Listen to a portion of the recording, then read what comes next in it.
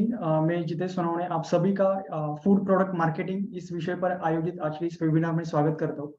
So basically आज के इस वेबिनार में हम जानेंगे जैसे कि फूड प्रोडक्ट की जो मार्केटिंग है, चाहे आपका कौन सा भी फूड प्रोडक्ट हो, चाहे आप B2B कैटेगरी में काम कर रहे हो, B2C में कर रहे हो, या फिर आपको आपका खुद का एक नया फूड का बिजनेस स्टार्ट करना है। तो आज के इस वेबिनार के माध्यम से हम यही जानेंगे कि किस तरीके से जैसे कि किसी भी फूड प्रोडक्ट के लिए उसकी जो मार्केटिंग है, उस पर्टिकुलर फूड प्रोडक्ट की सही प्लेसमेंट, सही तरीके से प्रमोशन होना काफी इंपॉर्टेंट है, ताकि आपका जो भी प्रोडक्ट है वो लोगों के पास पहुंच सके, आपका जो कस्टमर है उसके पास वो सही तरीके से पहुंच सके। And you can basically create the awareness about your products in your target customer. So आज की सेशन में हम जानेंगे कि किस तरीके से क्या क्या वो स्ट्रैटेजीज हमें इम्प्लीमेंट करनी चाहिए, चाहे वो B2B कैटेगरी हो, B2C कैटेगरी हो। हमें अपने प्रोडक्ट को सही तरीके से किस तरीके से प्लेस करना है, कि कौन सी ब्रांडिंग और मार्केटिंग स्ट्रैटेजीज का हमें इम्प्लीमेंट करना है, कौन से प्लेटफॉर्म हमें यूज करने हैं। तो यही सारी चीजें आज की इस वेबिनार में हम जानेंगे, और at the end of the session we will take the Q&A as well. तो आप सारे जो पार्टिसिपेंट्स हैं जरूर लास्ट तक ये सेशन अटेंड कीजिए, और जो भी आपके क्वेश्चंस है आप we will take all the questions in last 20 minutes. So yes, we will start the session. So before starting हमारे जो मेंटर है मिस्टर अनिरुद्ध सूर्यवंशी सर, वो भी हमारे साथ ऑलरेडी ज्वाइन हो चुके हैं। So basically sir is having over 12+ years of experience in the branding, marketing and visual merchandising field. He is the basically founder and director of Pyramid Retail Services Private Limited, the firm which provides various types of branding, marketing, and retail advertising related services in the field of branding, marketing. So basically, he has worked with 200+ brands, and some of them are like Amul, L'Oreal, Mother Dairy, Siemens. So इन कई सारे बड़े brands के साथ उन्होंने already काम किया है, उनके जो मार्केटिंग कैंपेन्स है। तो ये उनकी जो प्रोडक्ट मार्केटिंग की जो स्ट्रैटेजीज है, तो बेसिकली इन सारे ब्रांड्स को उन्होंने हेल्प किया है उनको उनका ब्रांड ग्रो करने में। सो आज की इस सेशन के माध्यम से हम जानेंगे कि किस तरीके से, अगर आपका ऑलरेडी कोई फूड बिजनेस है, या फिर आप नया बिजनेस स्टार्ट करना चाहते हो, तो किस तरीके से आप भी अपने ब्रांड को सक्सेसफुली उसकी जो मार्केटिंग और ब्रांडिंग है वो कर सकते हो। So yes, with this introduction, welcome sir in this session, and over to you, we can start the session. Thank you. Thank you very much. So guys, मेरा नाम है अनिरुद्ध सूर्यवंशी।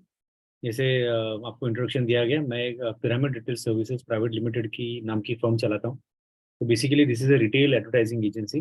सो बेसिकली मेरा जो रोल है, मेरा रोल ये होता है कि जो कंपनियां हैं अलग अलग, उनके प्रोडक्ट को किस तरह से एनहांस किया जाए, ताकि लोगों को वो प्रोडक्ट के बारे में अवेयरनेस मिले, लोग वो प्रोडक्ट ज़्यादा से ज़्यादा खरीदे, ओके, और लोगों को वो प्रोडक्ट खरीदने की आदत लगे, ओके।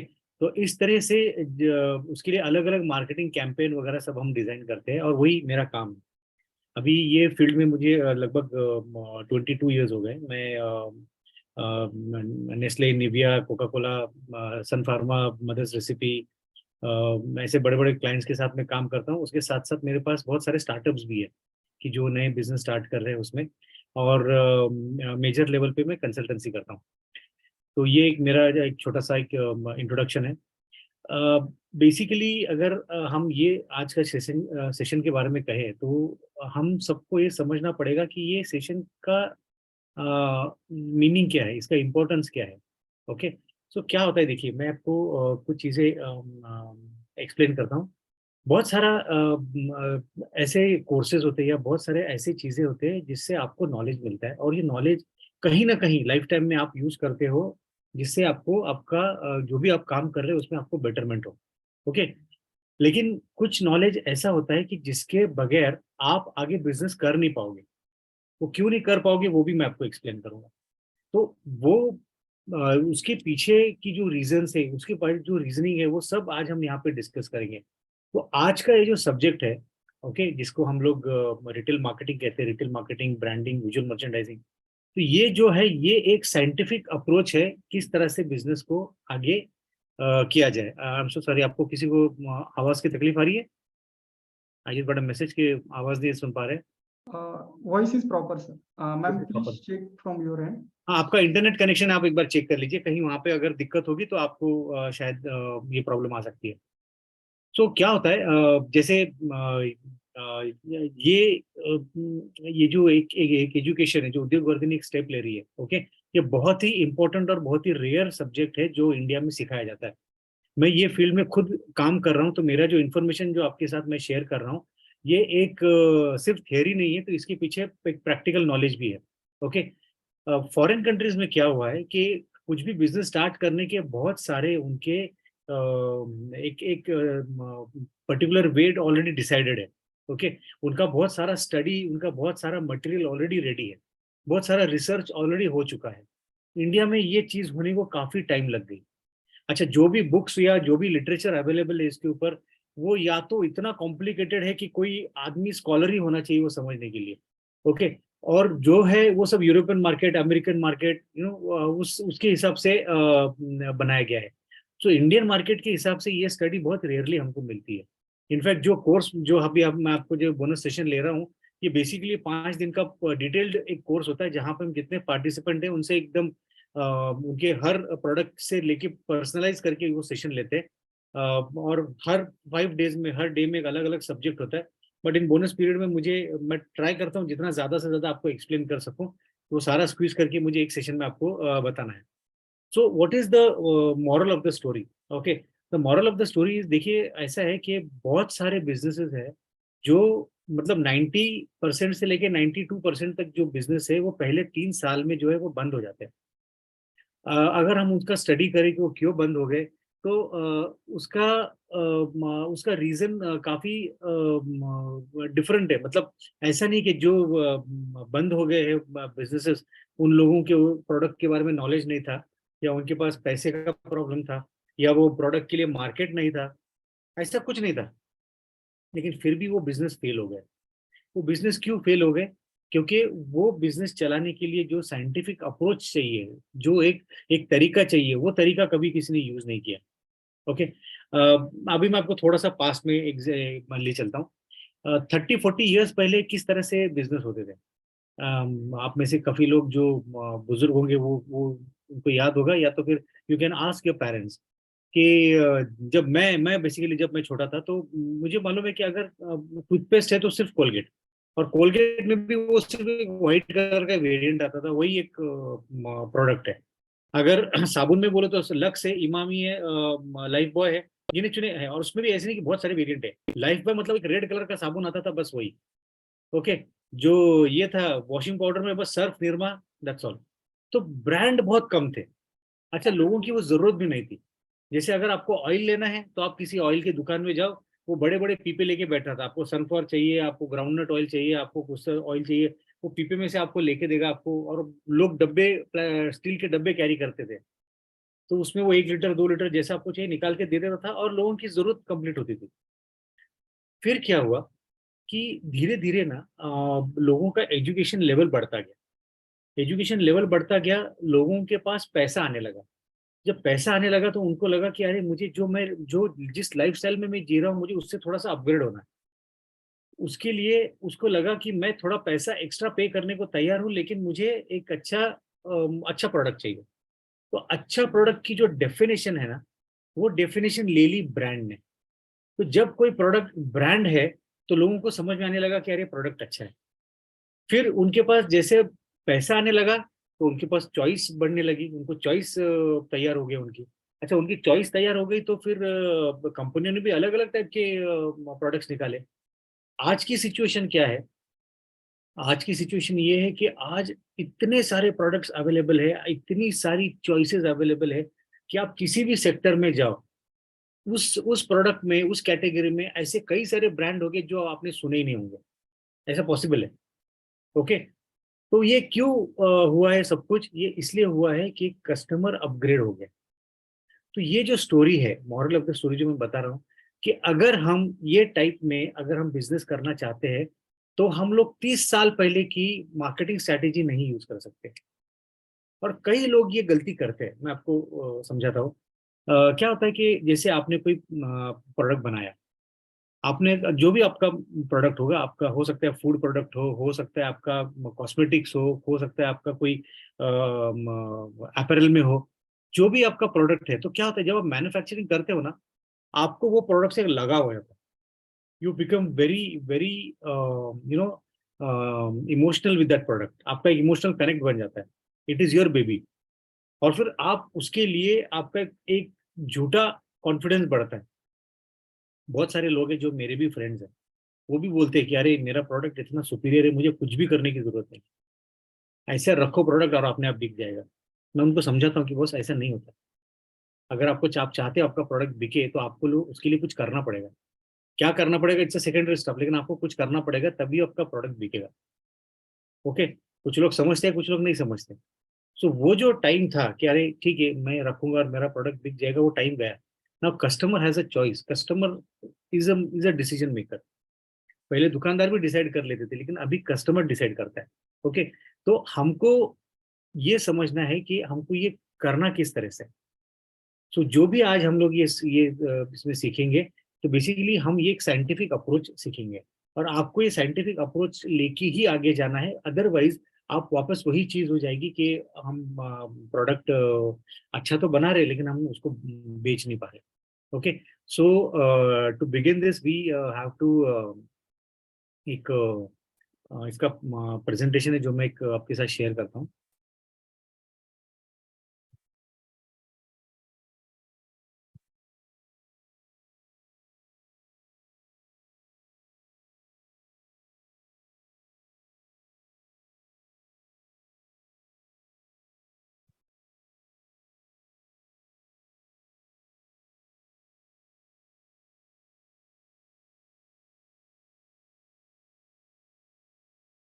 ओके, आई होप कि आप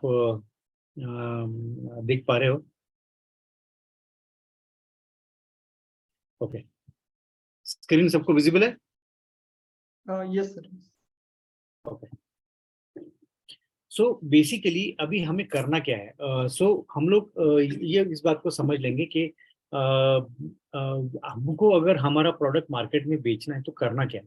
ओके, तो सबसे बेसिक चीजें मैं आपको बताता हूँ कि बहुत सारे लोग ये जो सोचते हैं ना कि अरे नहीं, हम ये सब ब्रांडिंग या मार्केटिंग वगैरह हम ये क्या करेंगे, ये तो सब बड़े कंपनियां करते हैं, हम तो छोटे लोग हैं, अभी से हमने स्टार्ट किया हुआ है, हमको तो इस चीज़ों का कुछ मालूम नहीं है। तो देखिए, जैसे मैंने इंट्रोडक्शन में कहा था, मैं ये सारी बड़ी कंपनियों के लिए मैं काम करता हूँ। ओके, जब मैं निविया, कोका कोला, नेस्ले ऐसी कंपनी के लिए जब मैं काम करता हूँ, तो आप सोचिए इतनी बड़ी कंपनी होने के बाद, उतना होने के बाद भी उनको जरूरत है कि मार्केटिंग में कुछ ना कुछ करते रहे, क्योंकि वो भी जानते हैं कि अगर वो नहीं करेंगे तो वो नहीं टिकेंगे मार्केट में। मार्केट में अगर टिकना है तो उनको प्रोडक्ट बेचने के लिए नए नए तरीके आजमाने पड़ेंगे। ओके, और यही मिस्टेक हमारे हमारे कंट्रीज के बहुत सारे बड़े बड़े ब्रांड्स ने पिछले कुछ डिकेड्स में कर चुके हैं। आपको मुझे मालूम नहीं, आपको पता होगा नहीं पता। एक ही घड़ी का ब्रांड था अपने पास। ओके, HMT, एक ही घड़ी थी। आप सोचो कितना बड़ा मार्केट, इतने बड़े पॉपुलेशन के पास सिर्फ एक ही ब्रांड था। और अगर HMT घड़ी चाहिए तो 2 साल से लेके 5 साल तक का वेटिंग पीरियड। ओके, किसी को 6 महीने में घड़ी मिल गई तो वो मतलब थोड़ा बड़ा लेवल का आदमी रहेगा। अगर आपको एलएमएल वेस्पा लेनी है तो वो भी 2 साल से लेके 6 साल तक का वेटिंग। आपको टेलीफोन लेना है तो 4 साल 5 साल का वेटिंग। प्रीमियर पद्मिनी, एम्बेसडर, ये वो गाड़ियां थी कि ये दो गाड़ियों के सिवा कुछ फोर व्हीलर में था ही नहीं। लेकिन इतना सब होने के बाद में उन लोगों ने एक ही मिस्टेक किया कि टाइम के साथ वो लोग बदले नहीं। उनको लगा ऐसे ही चलता रहेगा। अगर आपकी मोनोपोली है मार्केट में तो आप पूरा इतने बड़े लेवल पे ग्रो हो सकते हो, लेकिन वो प्लानिंग उन्होंने कभी किया नहीं। They have not thought to make this brand at a big level, to make it as a brand even. Okay, so हमको क्या करना है, हमको हमारा प्रोडक्ट जो है वो ब्रांड बनाना है। अगर हमको अपना प्रोडक्ट बेचना है तो हमको ब्रांड बनाना है। अभी ब्रांड की ना हर आदमियों की अलग अलग डेफिनेशन होती है। ओके, कई लोग क्या सोचते हैं कि अरे ब्रांड मतलब वही प्रोडक्ट जिसका न्यूज़पेपर में ऐड आता है, या होर्डिंग लगते हैं, टीवी पे ऐड आता है, रेडियो पे ऐड आता है, बस शेल्टर के ऊपर उसके पोस्टर्स लगते हैं। तो ये ऑफ कोर्स वो भी ब्रांड है, लेकिन ऐसे कई सारे प्रोडक्ट हैं कि ये जो एकदम नए हैं। कोई भी प्रोडक्ट एकदम नया स्टार्ट होके भी ब्रांड हो सकता है। हमको हमारा सोच का नजरिया चेंज करना है, हमको हमारी मेथड चेंज करनी है, हमको हमारे प्रोडक्ट को ब्रांड बनाना है। Okay, and that is the gamete. अगर मैं अपने प्रोडक्ट को ब्रांड बनाता हूँ तो मेरा प्रोडक्ट जो है वो बिकने में आसानी हो जाती है। अभी लेट्स अंडरस्टैंड टेक्निकल टर्म कि ब्रांड मतलब क्या है। ओके, बहुत सारे लोग बोलते हैं कि अच्छा आपने ब्रांड तो बोला, ब्रांड क्या है?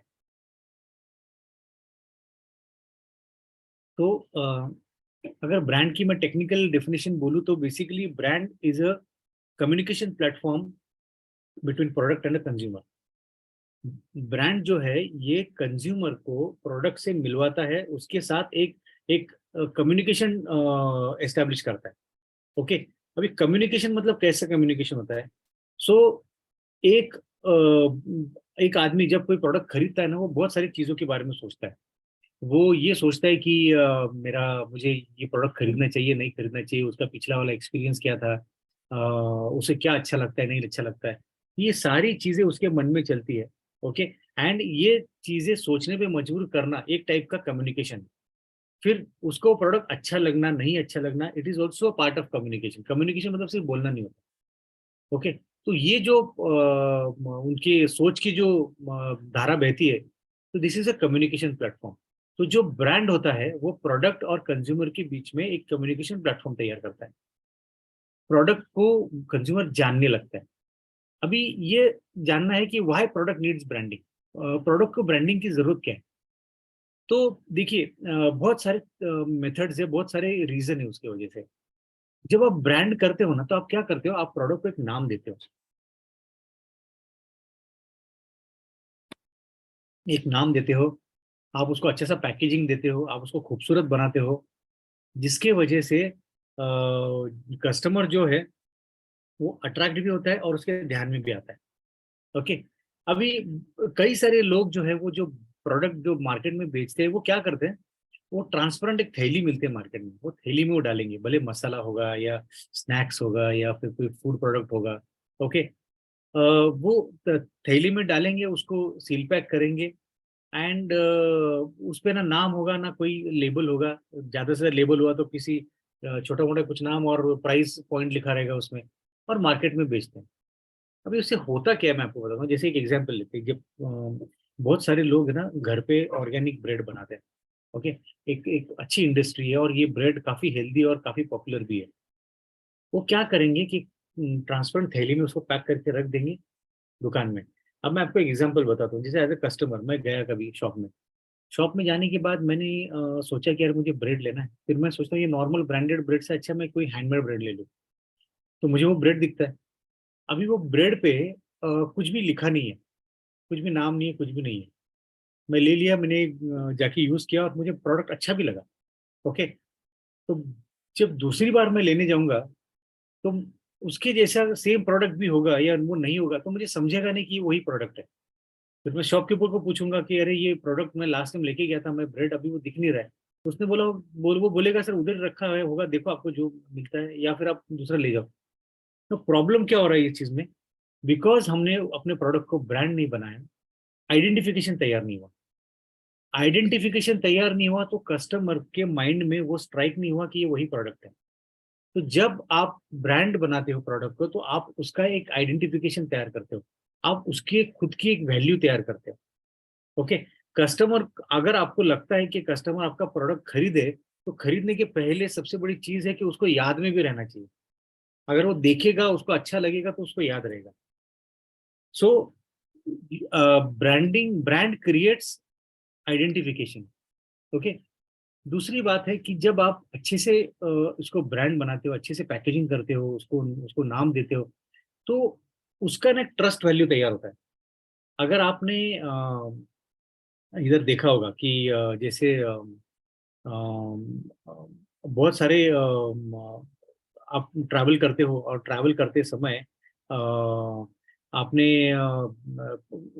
कई बार हम पानी की बोतल लेते हैं। ओके, अब पानी की बोतल जब लेते हैं हम लोग, तो उस टाइम पे हमको कोई भी बोतल हो जिसपे लेबल लगा हो, हम लोग ले लेते हैं।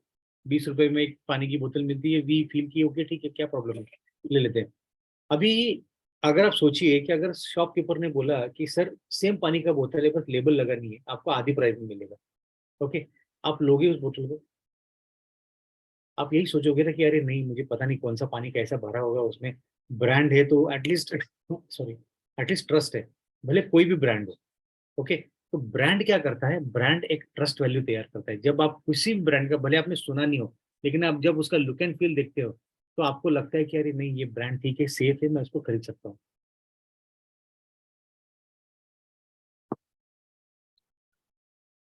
अ, तीसरा, मार्केट में ब्रांड जो है एक वैल्यू क्रिएट करता है। आप देखो, कई बार आपको एक नया प्रोडक्ट दिखेगा और आपको लगेगा अरे ये बहुत अच्छा दिख रहा है, ओके, और आप उसको ले लेते हो। आपको ये नहीं पता कि ये प्रोडक्ट बना किधर है, ये फैक्ट्री कितनी बड़ी होगी। हो सकता है वो 500 स्क्वायर फीट के एरिया में वो बना रहा हो, लेकिन उसने पैकेजिंग इतना बढ़िया किया है, उसने पूरा उसकी फोटोग्राफी, उसका लोगो सब इतना अच्छे से तैयार किया है कि आप अपने आप को मान लेते हो कि अच्छा ये प्रोडक्ट अच्छा है। ओके, तो बेसिकली ब्रांड जो है ना एक परसीव वैल्यू तैयार करता है। मेरा प्रोडक्ट अच्छा है, ये जानने की पहली स्टेप ये होती है कि अरे ये प्रोडक्ट दिखता कैसा है। सो एक परसीव वैल्यू तैयार करता है। नाउ ये तो हमने रिक्वायरमेंट देखी है कि क्यों प्रोडक्ट को ब्रांडिंग की जरूरत है, लेकिन हमको ये भी जानना है कि हाउ ब्रांडिंग हेल्प्स, एक ब्रांडिंग प्रोडक्ट को हेल्प कैसे करता है। तो देखिए, जब आप प्रोडक्ट को ब्रांड बनाते हो ना, तो मार्केट में भले कंपटीशन भी हो, आप अच्छे से सर्वाइव हो सकते हो। ओके, क्योंकि क्या हो रहा है आज के तारीख में, हर प्रोडक्ट ब्रांडेड बन रहा है, हर प्रोडक्ट ब्रांड बन रहा है। ऐसे कई सारे प्रोडक्ट थे पास्ट में जो कमोडिटी प्रोडक्ट थे। कमोडिटी मतलब जो वो नाम से जाने जाते हैं, जैसे अरे भैया चावल लेके आओ, अच्छा भैया गुड़ लेके आओ, शक्कर लेके आ जाओ, तेल लेके आ जाओ। तो लोगों वो प्रोडक्ट के नाम से जानते हैं। लेकिन अभी क्या हुआ है, अरे धारा का तेल लेके आओ, अच्छा मधुर का शक्कर लेके आओ, ओके उसका गुड़ लेके आओ, इसका वो चीज लेके आओ। तो हर चीज जो है, in fact things like sabudana and तुअर दाल, जो भी पल्सेस थे, सब ब्रांडेड हो गया। There are company like organic Tattva, okay, Tata Sampann, जो हर अलग अलग ब्रांड ये तरह के पल्सेस बेच रहे हैं। So moral of the story कि जब आप ब्रांड जब आता है मार्केट में, तो होता क्या है, लोग सोचते हैं कि अरे चलो मैं उससे अच्छा मैं ब्रांडेड ले लूं, खुला लेने से अच्छा है। तो जो प्लेयर नॉन ब्रांडेड है वो धीरे धीरे मार्केट में से निकल जाते हैं, और सिर्फ वही टिकते हैं जो एक ब्रांड बना के रखे हैं वहां पे। अच्छा, अभी जो कंपटीशन है, ओके, ये कंपटीशन का भी फंडा कैसे है कि ये हेल्दी कंपटीशन है। मतलब जिस जगह पे कंपटीशन बहुत ज्यादा है, वहां पे सेल भी बहुत ज्यादा होती है। अगर आप एक प्रोडक्ट बेच रहे हो और वो शॉप में वैसे ही 5 product already brand already available है, तो वहां आपका सेल सबसे ज्यादा होगा। और जिस दुकान में आपके सिवा कोई प्रोडक्ट है ही नहीं, आपके आपकी मोनोपोली है, वहां पे सेल बहुत कम होगा। क्योंकि जहाँ पे सेल ज्यादा होता है वही कंपनी को मैक्सिमम टाइप के प्रोडक्ट रखने पड़ते हैं। अब देखिए, ब्रेड एक ही कंपनी का ब्रेड नहीं होता, 10 कंपनियों के ब्रेड रखे होते हैं। बिस्किट एक ही जगह पे सारे बिस्किट्स रखे होते हैं, 20 कंपनियों के बिस्किट एक ही जगह पे रखे होते हैं। सब बिकते हैं, सारे सारे बिकते हैं। तो ये इसलिए होता है कि कंपटीशन में जब अगर आपका ब्रांड बना है, इट हेल्प्स। ओके, नाउ ये जो आपने प्रोडक्ट बनाया, ओके, आपने उसको ब्रांड किया। Now what happens when you make a brand, आपको मार्केट में पेनिट्रेट करना ज्यादा इजी होता है। मार्केट में आपको घुसना आसान होता है। आप शॉप को बोल सकते हो कि ये ब्रांड है मेरा, ओके, और ये ब्रांड मैं आपके यहाँ पे बेचना चाहता हूँ, वो एक्सेप्ट करेगा। अगर आप बोलोगे ना, नहीं ये मेरा मसाला है, मैं ये मुझे बेचना है वहां पे, तो बोलेगा अरे मेरे पास वो 1000 ब्रांड पड़े हैं, मैं और एक नया प्रोडक्ट क्यों दूँ। सो मार्केट में घुसने के लिए, एक्सपांड होने के लिए ब्रांड हेल्प्स। अगर आप ब्रांड बनाते हो तो मार्केट में ही घुसने के लिए आसान हो जाता है। Okay, this brand also creates motivation among you, आपके बीच में भी ये मोटिवेशन क्रिएट करता है। जैसे आपके स्टाफ है, आपके लोग हैं, उनको भी पता है कि अरे ये जो मैं एक ब्रांड के लिए काम करता हूँ, उनके पास एक अलग इमोशन होता है, अलग विजन होता है। आप भी जो है, आपकी जो पैशन है, आपकी जो मेहनत है, ये आपके ब्रांड के थ्रू आगे करनी होती है, और प्रोडक्ट के बारे में लोगों को पता चलता है। So this is how a brand helps. इसीलिए हमको ब्रांडिंग करना बहुत जरूरी है, हमको अपने प्रोडक्ट को ब्रांड बनाना बहुत जरूरी है।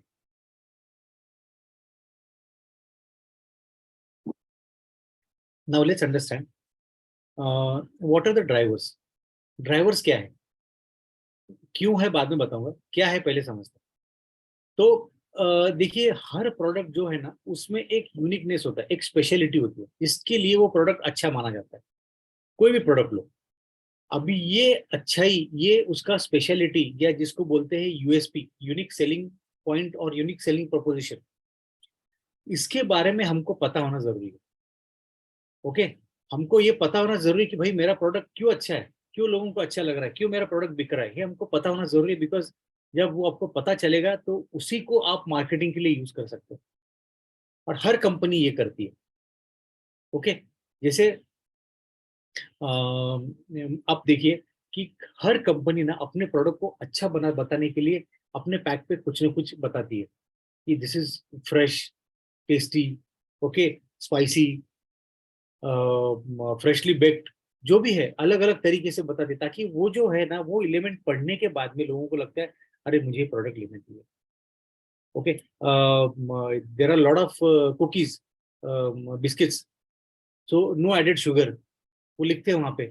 अब ये लिखने से होता क्या है कि जो बंदा डायबिटिक है या जो उम्र में ज्यादा एजेड लोग हैं जो शुगर नहीं खा सकते, शुगर का प्रॉब्लम उनको, या कुछ लोगों को शुगर अच्छा ही नहीं लगता, कुछ लोग बहुत हेल्थ कॉन्शियस होते हैं but they want to eat all, तो वो लोग क्या करते हैं, फिर वो लोग पसंद करते हैं कि अरे नहीं मेरे को चलेगा ये, ओके, मैं ये खरीद लेता हूँ।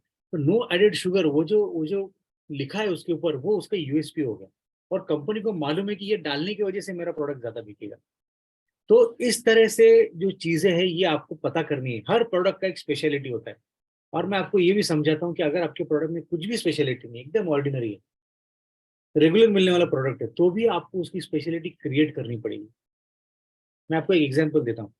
मार्केट में दही मिलता है डब्बे में, अमूल है, ब्रिटानिया है, नेस्ले है, मदर्स डेयरी है, अलग अलग कंपनियां अपना दही बेचती है वहां पे। हर दही के डिब्बे पे आप देखो, उसमें लिखा होगा फ्रेश, गाढ़ा, with made with full cream, उसमें बताना है। अभी दही जैसी चीज ब्रांडेड हो गई, दही जैसी चीज वो हमको सिखा रहे हैं कि कैसे मेरा दही स्पेशल है बाकी लोगों से। दही वो चीज है जो पिछले 2000 साल से आदमी बनाता आ रहा है, घर में बनाता आ रहा है, उसको किसी इंस्ट्रूमेंट की जरूरत नहीं, उसको किसी प्रोसेस की जरूरत नहीं। ऐसे चीज का भी अगर लोग ब्रांडिंग करके अगर प्रोडक्ट बेच रहे हैं, तो अगर आप आपकी प्रोडक्ट का ब्रांडिंग नहीं कर रहे हो तो you are making a big mistake. You know, that's what I am saying again and again कि ये एक साइंटिफिक प्रोसेस है जो हमको फॉलो करनी है। 30 साल पहले जैसे हम लोग बिजनेस नहीं कर सकते। ओके, सो आई होप आप यहाँ तक समझे होंगे। हम इसका अभी आगे का स्टेप लेते हैं। नाउ एक स्टेप हमने समझा कि हमको ब्रांड क्यों बनाना है। ओके, हमको ब्रांड क्यों बनाना है, उसके इम्पोर्टेंस क्या है, क्या क्या उसके परिणाम होते हैं। नाउ हमको ये देखना है कि हमारा ब्रांड हम बेच कहाँ कहाँ सकते हैं, बेचने के लिए कौन से मार्केट अवेलेबल है। तो देखिए कई सारे फॉर्मेट्स अवेलेबल है, उसमें कुछ स्टोर के फॉर्मेट्स है और बाकी कुछ अलग टाइप के फॉर्मेट्स है। मैं आपको सारे एग्जांपल। सो पहला जो फॉर्मेट है जिसको हम बोलते हैं सुपरमार्केट। तो सुपरमार्केट में क्या है कि देखो 5,000 स्क्वायर फीट से लेके 40,000 स्क्वायर फीट तक के स्पेस की, या 50,000 स्क्वायर फीट से तक की बड़ी जगह होती है, जिसमें सारे रैक्स रखे होते हैं, सारे प्रोडक्ट्स डिस्प्ले पे रखे होते हैं, और वहाँ पे सारे टाइप के प्रोडक्ट्स मिलेंगे आपको।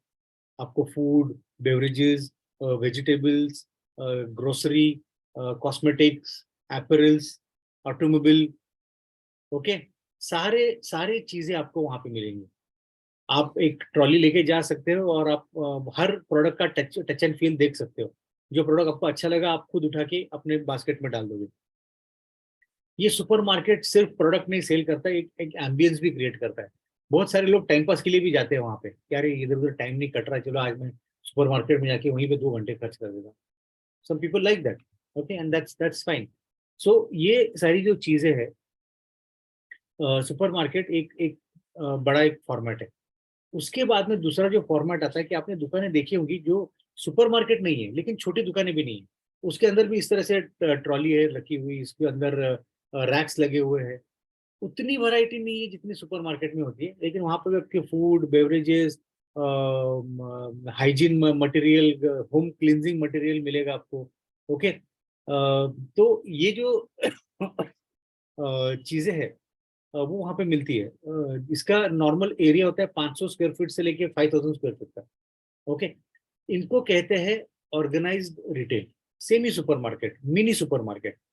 अभी आपने वो रिलायंस स्मार्ट वगैरह के छोटे छोटे स्टोर देखे होंगे, कहने को तो सुपर मार्केट है लेकिन उतने बड़े नहीं है। So these are organised retail. Okay. उसके बाद में आता है, ये आपने टिपिकल शॉप देखा होगा, आपके हर गली में मिलेगा आपको किराना दुकान। ओके। Grocery store. तो ये जो स्टोर है ये एक छोटा सा स्टोर होता है, 100 स्क्वायर फीट से लेके 500 स्क्वायर फीट तक की दुकानें होती हैं। इसमें 2 या 3 लोग होते हैं जो ये दुकान को ऑपरेट करते हैं। जनरली इस शॉप में सिर्फ वही माल मिलेगा आपको जो रोजमर्रा की लाइफ में इंपॉर्टेंस है।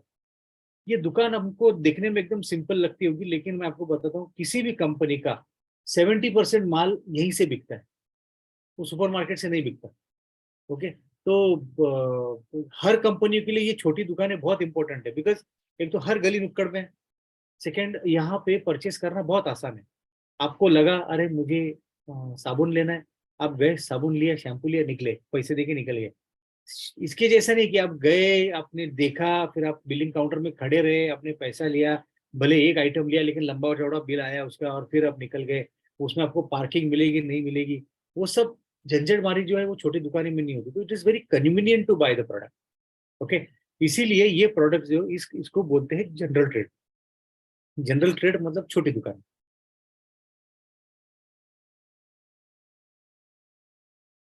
आफ्टर जनरल ट्रेड आपने देखा होगा एक छोटा सा दुकान होता है जो कुछ लोग अपने घर में चलाते हैं, कुछ लोग अपने बिल्डिंग के सोसाइटी के वो जो कंपाउंड होता है उसको टच करके लगाते हैं, जिसको हम टपरी भी बोलते हैं। छोटे से टपरी या ठेला, या आपने जैसे पान बीड़ी की दुकान देखी होगी, सिगरेट की दुकान, उस टाइप का दुकान, कि जिसमें वो एक सिंगल बंदा रहता है और वो दुकान दुकान चलाता है उसको। और बेसिकली वो दुकान में बहुत छोटी मोटी चीजें मिलती है, रोजमर्रा के काम की। एंड या ऑन द गो जो आपको चाहिए होगा उस टाइप की, छोटे साबुन, छोटे टूथपेस्ट। ओके। छोटी मोटी चीजें, चिप्स। नॉर्मली एक मैं आपको बताऊँ, 5 रुपए से लेके 100 रुपए के अंदर की चीजें वहां पे बिकती है। अगर आपको समझो शैम्पू लेना है तो आपको बहुत महंगे ब्रांड नहीं मिलेंगे, छोटे ब्रांड मिलेंगे, और सॉरी छोटे साइज के ब्रांड मिलेंगे, और लिमिटेड वैरायटी मिलेगी। मतलब एक एक शैम्पू है जिसके 10 वेरिएंट है, तो आपको एक या दो ही वेरिएंट मिलेगा, उससे ज्यादा मिलेगा नहीं। तो ये जो स्टोर होते हैं उनको बोलते हैं मॉम एंड पॉप स्टोर, हम जिसको टपरी बोलते हैं। ओके। इनका जो नाम है official, that is mom and pop store. उसके बाद में पांचवा जो आता है, it is called specialised store. Specialised store मतलब क्या, कि किसी एक प्रोडक्ट का एक स्पेशल प्रोडक्ट के लिए ही वो स्टोर है। जैसे केक शॉप, केक शॉप में आपको सारे केक मिलेंगे और उससे रिलेटेड एक्सेसरीज मिलेंगी, फिर आपको पैटीज, पफ वगैरह वो सब मिल सकता है। सिमिलरली मोबाइल की दुकान, उसमें आपको सारे मोबाइल मिलेंगे और उसकी एक्सेसरीज मिलेगी। उसके बाद में आप कैमरे की दुकान, जैसे इसमें कैमरेज के है और बाकी के एक्सेसरीज है। तो these are specialised store. Okay. फिर सिक्स, जो छठा जो आता है फॉर्मेट, उसको बोलते हैं ई कॉमर्स। तो ई कॉमर्स क्या है, तो e commerce basically online, online में आप प्रोडक्ट बेच सकते हो, खरीद सकते हो। तो ये जो ऑनलाइन का जो है, इसमें दो फंडे हैं। इसमें एक है जिसको हम बोलते हैं जेनेरिक, और एक है स्पेसिफिक। जेनेरिक मतलब ऐसे वेबसाइट और ऐसे ई कॉमर्स प्लेटफॉर्म की जिसमें आप कुछ भी बेच सकते हो, कुछ भी खरीद सकते हो। जैसे अमेजोन हो गया, फ्लिपकार्ट हो गया, स्नैपडील हो गया। तो इसमें क्या है कि आप कोई भी प्रोडक्ट आप उसमें सर्च करो, आपको मिल जाएगा, आप उसे खरीद सकते हो। तो ये हो गया जेनरिक।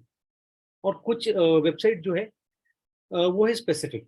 जैसे क्रोमा की वेबसाइट है, लेकिन वहां पे आपको सिर्फ इलेक्ट्रॉनिक्स के मटेरियल मिलेंगे। लाइफस्टाइल है, आपको कपड़े मिलेंगे। नायका है, वहाँ आपको कॉस्मेटिक मिलेगा। विलियम पेन्स करके है, वहाँ पे आपको सिर्फ पेन्स और स्टेशनरी मिलेगी। तो ये जो सारी चीजें हैं, ये सारी चीजें अलग अलग टाइप के स्पेसिफिक ई कॉमर्स प्लेटफॉर्म होते हैं। तो ये बेसिकली 6 प्लेटफॉर्म है, जिसको हम बोल सकते हैं कि फॉर्मेट्स या प्लेटफॉर्म, जहाँ पे आप आपका प्रोडक्ट बेच सकते हो। लेकिन इसके अलावा भी फॉर्मेट्स है, 4 फॉर्मेट्स है। उसमें से एक फॉर्मेट है एग्जीबिशन।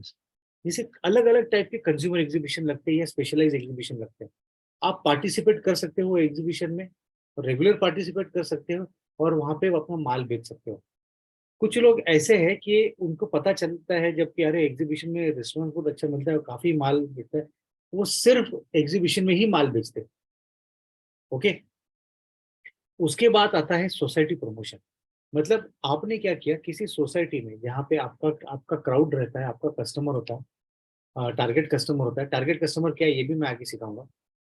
तो वो सोसाइटी में जाके आपने चेयरमैन से परमिशन ले ली, सेक्रेटरी से परमिशन ले ली और वहां पे अपना स्टॉल खड़ा किया, जहाँ पे आपने अपने सारे प्रोडक्ट्स रखे। तो शाम में सारी पब्लिक आती है। उससे फायदा क्या हुआ, एक तो वो लोग सारा आपका माल खरीदते हैं वहीं के वहीं पे। सेकंड, उसको प्रोडक्ट के बारे में आप जानकारी भी उनको देते हो। तो दो तरीके का फायदा वहां पे रहता है। ओके, फिर तीसरा है कमर्शियल प्रमोशन। मतलब क्या है कि बहुत सारी बिल्डिंगे हैं कमर्शियल ऑफिसेस के। तो कमर्शियल ऑफिसेस के प्रीमाइसेस में हम अपना स्टॉल खड़ा करना है और वहां पे हम अपने लोगों अपने प्रोडक्ट बेचने हैं, लोगों को इन्फॉर्मेशन देनी है। ओके, इस तरह से हम ये कर सकते हैं। या फिर अलग अलग टाइप के प्रमोशन, कि जहां जहां पे भी अगर आपको जगह लगती है कि यहाँ पे हम अपना प्रोडक्ट का डेमो दे सकते हैं या सेल कर सकते हैं, वहां पे वो सेटअप लगा के प्रोडक्ट बेचते हो। तो बेसिकली ये 10 टाइप के फॉर्मेट है। और मैं आपको बताता हूँ कि अगर आपको सक्सेसफुली बिजनेस करना है तो you should have more than 2 resources. आपके पास एटलीस्ट 3 रिसोर्सेज चाहिए जिससे आप आपका प्रोडक्ट बेच सकते हो। किसी एक रिसोर्सेज पर डिपेंड नहीं रहना है। ओके, तो अगर आप बेच रहे हो तो आप दुकान में बेच रहे हो, जनरल ट्रेड में बेच रहे हो, ऑर्गेनाइज रिटेल में बेच रहे हो, आपका माल टपरी में जा सकता है क्या, आप देखो। और उस तरह से अपना माल बेचना चालू करो। तो मोर देन 2 सोर्सेज चाहिए, तभी तभी अपना प्रोडक्ट का सेल बढ़ेगा। अब सेकंड ऑप्शन जो आता है that is retail merchandise and its types. अभी रिटेल मर्चेंडाइजिंग मतलब क्या है? तो रिटेल मर्चेंडाइजिंग मैंने जैसे कहा था कि कोई भी प्रोडक्ट, ओके, अगर हमको उसको बेचना है वो अपने आप नहीं बिकेगा। वो बेचने के लिए हमको उसको कुछ तरीका करना पड़ेगा जिसके वजह से लोगों को पता चले कि अरे ये प्रोडक्ट अवेलेबल है। ओके, उनको पता चले और उनके मन में वो प्रोडक्ट के बारे में क्यूरियोसिटी तैयार हो, वो प्रोडक्ट के बारे में अवेयरनेस तैयार हो और उसके वजह से वो प्रोडक्ट खरीदेंगे। तो ये जो रिटेल मर्चेंडाइज है ये प्रोडक्ट के बारे में बताता है। जैसे मैंने आपको कहा था कि आपका ड्राइवर्स जो है प्रोडक्ट के, वो प्रोडक्ट के ड्राइवर्स आपको बताने हैं, लेकिन वो कैसे बताने हैं? तो पैकेजिंग के थ्रू बताने हैं। और रिटेल पे अलग अलग टाइप के लोग एलिमेंट्स बनाते हैं जिसकी वजह से ये प्रोडक्ट अपना मार्केट में बेचा जाता है। सो वो क्या है वो हम सोचेंगे। So importance of branding. Importance of branding मतलब अभी जैसे मैंने मेरा प्रोडक्ट बनाया ना ब्रांड, चलो ठीक है मैंने 25% काम कर दिया। अभी आगे मुझे लोगों को बताना है कि मेरा मेरा जो ब्रांड है वो अच्छा है, वो क्यों अच्छा है। ओके, अच्छा हम बताएंगे कैसे? अभी आने वाले हर कस्टमर तो से हम बात नहीं कर सकते तो हमको वहां पे ऐसी कुछ चीजें करनी है जिससे उनको पता चले कि यार ये प्रोडक्ट आया है यहाँ पे, ये प्रोडक्ट स्पेशल है। ओके, और ये स्पेशल बना गया है इसके लिए हमको कुछ वो स्पेशल है इसलिए वो लोग खरीदते हैं। तो हमको उसको स्पेशल बनाने के लिए कुछ उसको उसको अट्रैक्टिव बनाने के लिए कुछ चीजें करनी पड़ती है। जैसे आप नीचे अगर देखो ये रेड बुल का एक यूनिट है जो हमने बनाया था। अच्छा, वन मोर थिंग, जो जितने भी फोटोग्राफ्स और जितने भी डिजाइन मैं आपको यहाँ पे दिखाऊंगा वो सारा हमारा किया हुआ काम है। हमने खुद डिजाइन किया हुआ, हमने खुद बनाया हुआ। ओके, तो इसमें ये जो चीज है, जैसे दिवाली के टाइम पे रेडबुल क्या करता है कि इस तरह की यूनिट बनाता है जिससे लोग वो रेडबुल खरीदे। तो 4 रेडबुल के कैन का एक बॉक्स, ऐसे बॉक्स वहां पे बिकते हैं। तो because it is so attractive कि लोग उठा के उसको लेके जाते हैं, वो सोचते हैं चलो 4 तो 4। तो ये एक मार्केटिंग गिमिक होता है जिसकी वजह से कस्टमर प्रोडक्ट खरीदता है।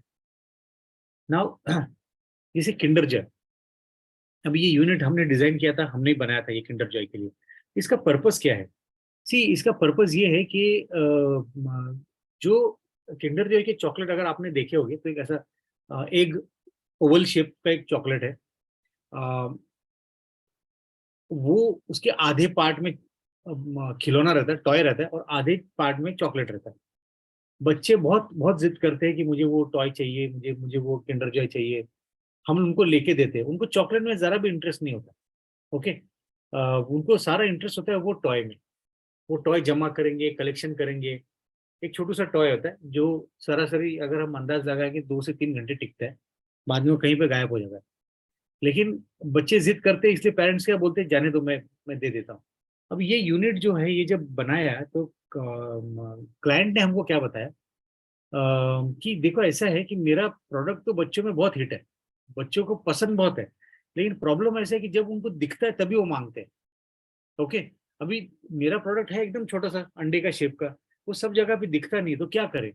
तो हमने क्या किया, इस तरह का स्टैंड बनाया, उसके अंदर सारे किंडर जॉय रखे। अभी ये जब दिखता है, ये जो मैस्कॉट है, ये जो कैरेक्टर है, इसको बोलते हैं किंडर इनो। ओके, सारे बच्चों को पता है, ओके, कि ये किंडर जॉय चॉकलेट है। तो जब वो स्टैंड रखते हैं वहां पे शॉप में, तो क्या होता है कि बच्चा जब जाता है पेरेंट के साथ में, उसको देख के पता चलता है ये किंडर जॉय, और वो बोलता है मम्मी को या पापा को कि मुझे किंडर जॉय चाहिए, मुझे चाहिए। और माँ बाप सोचते हैं जाने दे, अभी कहाँ 50-60 रुपए के लिए मैं बच्चों को नाराज करूँ, और वो एक किंडर जॉय दे देते हैं। नाउ ये यही चीज रोज लाखों पेरेंट्स सोचते हैं, और रोज इनका इतना सारा सेल सिर्फ ये एक यूनिट की वजह से होता है। सिमिलरली रसना ने भी जब प्रोडक्ट लॉन्च किया था उनका, तो उनको संक्रांत के दिन उसको लॉन्च करना था, बिकॉज उनको अपना जो प्रोडक्ट है वो एक फेस्टिवल के साथ कनेक्ट करना था। बिकॉज नॉर्मली क्या होता है, गुजरात वगैरह ये सब जगह पे जब संक्रांत आती है तो लोग पतंगे उड़ाते हैं, आने के बाद में शरबत पीना वगैरह ये बहुत कॉमन है उनके यहाँ पे, तो इसीलिए उन्होंने उसके साथ उसको कनेक्ट किया। नाउ इफ यू सी, जब दिवाली का सीजन आता है तो बहुत सारे दिवाली चॉकलेट के गिफ्ट बॉक्स लग जाते हैं। ओके, सब जगह पे गिफ्ट बॉक्स लग जाते हैं। तो ये इस तरह की यूनिट कंपनियां बनाती है, आपने देखा होगा सारे जो कंपनियां हैं वो अलग अलग अलग यूनिट बनाती है। ये हमने बनाया था फरेरो रोशे के लिए, ये बनाया था हमने किंडर जॉय के लिए। तो इसमें क्या होता है कि जब क्लाइंट देखता है उसको, तो उसको लगता है कि यार कुछ तो भी क्यूरियोसिटी है, कुछ तो भी अच्छा है। वो देखता है और देखने के बाद में अट्रैक्ट होता है, इसलिए खरीद लेता है। तो this is how it works. आपने दुकान पे देखा होगा कि कई बार दुकान पे ना एक ऐसा बोर्ड लगा हुआ है जिसमें किसी प्रोडक्ट के बारे में मेंशन किया गया है, किसी प्रोडक्ट का नाम है वहां पे, और साथ में दुकान का भी नाम होता है। तो ये जो होता है इसको बोलते हैं डीलर बोर्ड। ये डीलर बोर्ड बहुत काम की चीज है, ये लंबे समय तक रहता है और बहुत अच्छा इफेक्ट देता है ब्रांडिंग का। नाउ एक एक और चीज है इसमें, आपका विजन स्टेटमेंट और mission statement. See what you have to do, आपको एक पेन और पेपर लेके बैठना है, and you have to write कि आपका विजन स्टेटमेंट क्या है, आपका मिशन स्टेटमेंट क्या है। विजन और मिशन का फर्क मैं आपको बताता हूँ। विजन मतलब ये है कि समझो मुझे मेरी कंपनी 5 साल में या 10 साल में कहाँ ले जानी है। ओके, एक टारगेट मुझे रखना पड़ेगा, बिकॉज विदाउट टारगेट अगर हम ये सब प्लान करेंगे ना, तो हमारा जो ग्रोथ है वो ग्रोथ 2 साल में भी हो सकता है और शायद 20 साल भी लग सकता है। तो इसलिए हमको टारगेट करना पड़ेगा। तो आप अपना टारगेट लिखिए विजन के, मुझे मेरी कंपनी 2 साल या 5 साल में कहाँ पहुंचानी है। और मिशन मतलब वो 2 साल को या 5 साल को मैं ब्रेक करूंगा 6 महीने में, एक एक महीने में, कि फिर मैं किस तरह से मैं काम करूंगा ताकि मैं वहां तक पहुंचूं। So this is called vision and mission statement. Now जैसे हम एक रिदम लेके चल रहे, एक सब्जेक्ट लेके चल रहे, ताकि हमको समझ में आए कि हम लोग किस तरह से इसको आगे बढ़ाना है। हमने सबसे पहले चैप्टर में ये देखा कि हमको ब्रांड क्यों बनाना है, what is the benefit of making brand. उसके बाद में ये देखा हमने, चलो ब्रांड मैंने समझ लिया, अभी मुझे अगर मेरा ब्रांड बेचना कहाँ है तो मैंने वो समझ लिया, मैंने वो फॉर्मेट समझ लिया। Now we have to understand, हमको ये देखना है कि हमको ये प्रोडक्ट बेचना किसको, मुझे मेरा ब्रांड बेचना किसको। तो सबको मालूम है कि अपना प्रोडक्ट हमको बेचना है कस्टमर को। ओके, अभी कस्टमर जो है, सब लोग कस्टमर जो बोलते हैं वो उनके लिए होता है कि अच्छा कस्टमर मतलब जो प्रोडक्ट खरीदे, दैट इज राइट। लेकिन हमको आज जानना है डिटेल में टारगेट कस्टमर के बारे में। तो टारगेट कस्टमर मतलब कौन।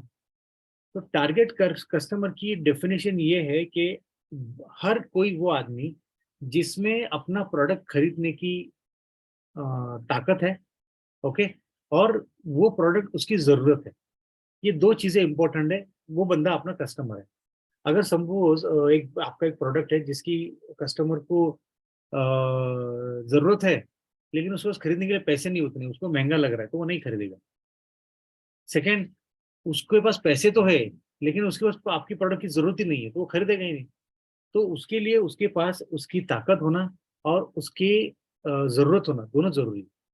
तो वो बंदा जिसके पास कैपेसिटी है अपना प्रोडक्ट खरीदने की और जिसकी जरूरत है अपना प्रोडक्ट की, वही अपना टारगेट कस्टमर है।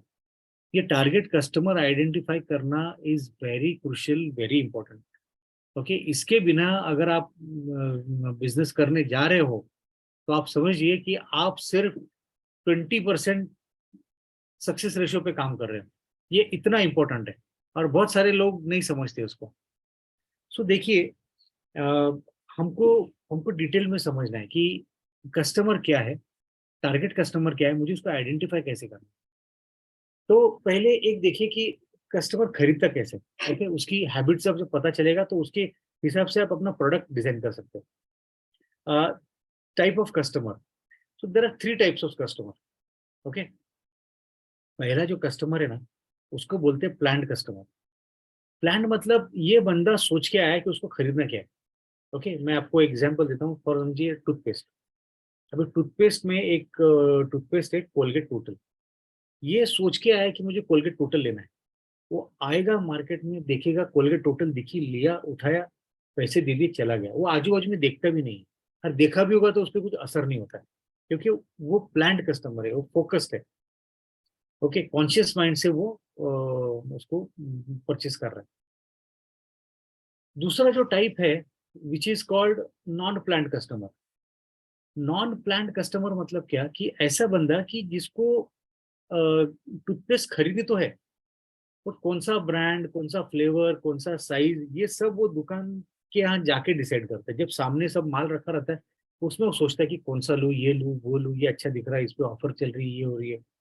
तो उसका जरूरी नहीं कि उसको कोई पर्टिकुलर ब्रांड चाहिए, उसको टूथपेस्ट चाहिए, और कोई भी ब्रांड की हो वो ले लेता है उसमें।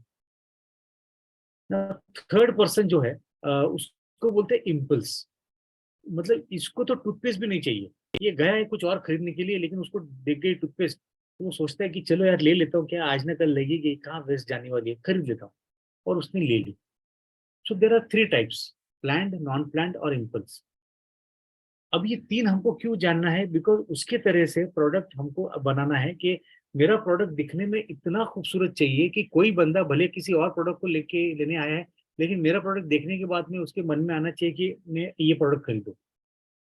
दूसरा, जो प्लान्ड कस्टमर है, वो जो वो प्रोडक्ट लेने आया है, वो बाकी किसी को छोड़ के मेरे प्रोडक्ट की तरफ ज्यादा अट्रैक्ट होना चाहिए, उसने मेरा प्रोडक्ट लेना चाहिए। और तीसरा, मैं अपना प्रोडक्ट की क्वालिटी और सब इतने अच्छे से मेंटेन करूंगा कि वो जब एक बार खरीदेगा तो बार बार मेरा ही प्रोडक्ट खरीदेगा, he will become my planned customer. ये आपका टारगेट होना चाहिए। ओके, अभी अगर देखा जाए तो ये जो 3 कस्टमर है, ये 3 अलग लोग हैं क्या? तो नहीं, ये एक ही इंसान की, एक ही पर्सन की 3 क्वालिटीज है। आप अपने आप को देख लो। जब आपको कुछ खरीदना होता है ना, आप जब मार्केट में जाते होगे या छोटी दुकान में या बड़ी दुकान में, कई लोग लिस्ट बनाते हैं। ओके, और लिस्ट में लिखा होता है 2 किलो सर्फ एक्सेल, ओके, 4 नहाने के साबुन, एक धारा ग्राउंडनट ऑयल, ओके, एक शुगर, 2 टूथपेस्ट, एक ब्रश, ऐसा करके 10 चीजों की लिस्ट होती है। अब 10 चीजों की जो लिस्ट होती है उसमें क्या होता है कि 10 चीजों में वो ले तो लेते हैं। अब देखो पहला जो लिस्ट है, सर्फ एक्सेल, वो तो वो प्लान हुआ क्योंकि आपने सोच ही लिया कि आपको सर्फ एक्सेल लेना है। उसके बाद में आपने लिखा 4 नहाने के साबुन, वो कौन से साबुन वहां जाके आप डिसाइड करोगे, that is non plan. Okay, so you are non plan customer on that. और आपने ये भी नोटिस किया होगा कि 10 चीजों की जब लिस्ट बना के जाते हैं तो जरूर नहीं 10 ही चीजें, 12 या 15 चीजें आ जाती है। तो ये 2 या 5 चीजें जो नहीं थी लिस्ट में ना, वो इम्पल्स होके आई है। आपको लगता है कि आपको जरूरत है, आपने लिया, लेकिन वो आपके मन में थी नहीं। तो इस तरह से हर कस्टमर सोचता है। तो इसीलिए मैं जब अपना प्रोडक्ट डेवलपमेंट करता हूँ, जब मैं प्रोडक्ट के बारे में उसका मैं उसको जब ब्रांडिंग करूंगा, तो ये एलिमेंट मुझे पता होना चाहिए कि इस तरह से प्रोडक्ट बिकता है, तो मुझे इस तरह से अपना प्रोडक्ट डिजाइन करना है। अभी जैसे मैंने टारगेट कस्टमर कहा ना, कि टारगेट कस्टमर कैसे आइडेंटिफाई करना है, तो उसके 2 तरीके हैं। एक है साइकोग्राफिक्स और एक है डेमोग्राफिक्स। तो आपको शायद थोड़ा कॉम्प्लिकेटेड लगे, लेकिन है इजी। क्या होता है, हर प्रोडक्ट का ना टारगेट कस्टमर अलग होता है, सेम नहीं होता है। ओके, आपको हमको लगता है यार तो ऐसा कुछ नहीं है, कोई भी आके लेके जाएगा, कोई भी आके नहीं लेके जाता, वही बंदा लेके जाता है जो आपका टारगेट कस्टमर है। और लोगों ने इसके बारे में एकदम डीप रिसर्च किया हुआ है। अगर ये नहीं होता तो आप मुझे एक बात बताइए कि जैसे कार, आपके पास 50 लाख की भी कार है, आपके पास 5 लाख की भी कार है, आपका 5 हजार में भी मोबाइल मिलता है, आपका 50 हजार में भी मोबाइल मिलता है। ये वेरिएशन क्यों है? कार का काम तो एक ही, एक जगह से दूसरी जगह जाना। मोबाइल का काम एक ही है, यहाँ आप यहाँ से दूसरे आदमी से बात करो, फोटो खींचो। आजकल तो 5 हजार के मोबाइल में भी बहुत अच्छे फोटो आते हैं। तो फर्क क्या है? तो फर्क है टारगेट ऑडियंस का। हर हर हर कस्टमर की, टारगेट कस्टमर की, हर कस्टमर की जरूरत अलग है। अगर हम उसकी जरूरत को नहीं समझेंगे, हम प्रोडक्ट बेच नहीं पाएंगे। मैं आपको एग्जांपल देता हूँ। जैसे आप ग्रीन टी बेच रहे हो, ओके। ग्रीन टी बेच रहे हो तो आप कहाँ बेचोगे? तो आप उस जगह पे बेचोगे जहाँ पे लोग हेल्थ कॉन्शियस है। ओके, तो हेल्थ कॉन्शियस होना जरूरी है, तो ये एक साइकोग्राफिक हो गया। Second, affordability. ग्रीन टी महंगा होता है, तो ऐसा आदमी देखने चाहिए जो जो उसको अफोर्ड कर सके।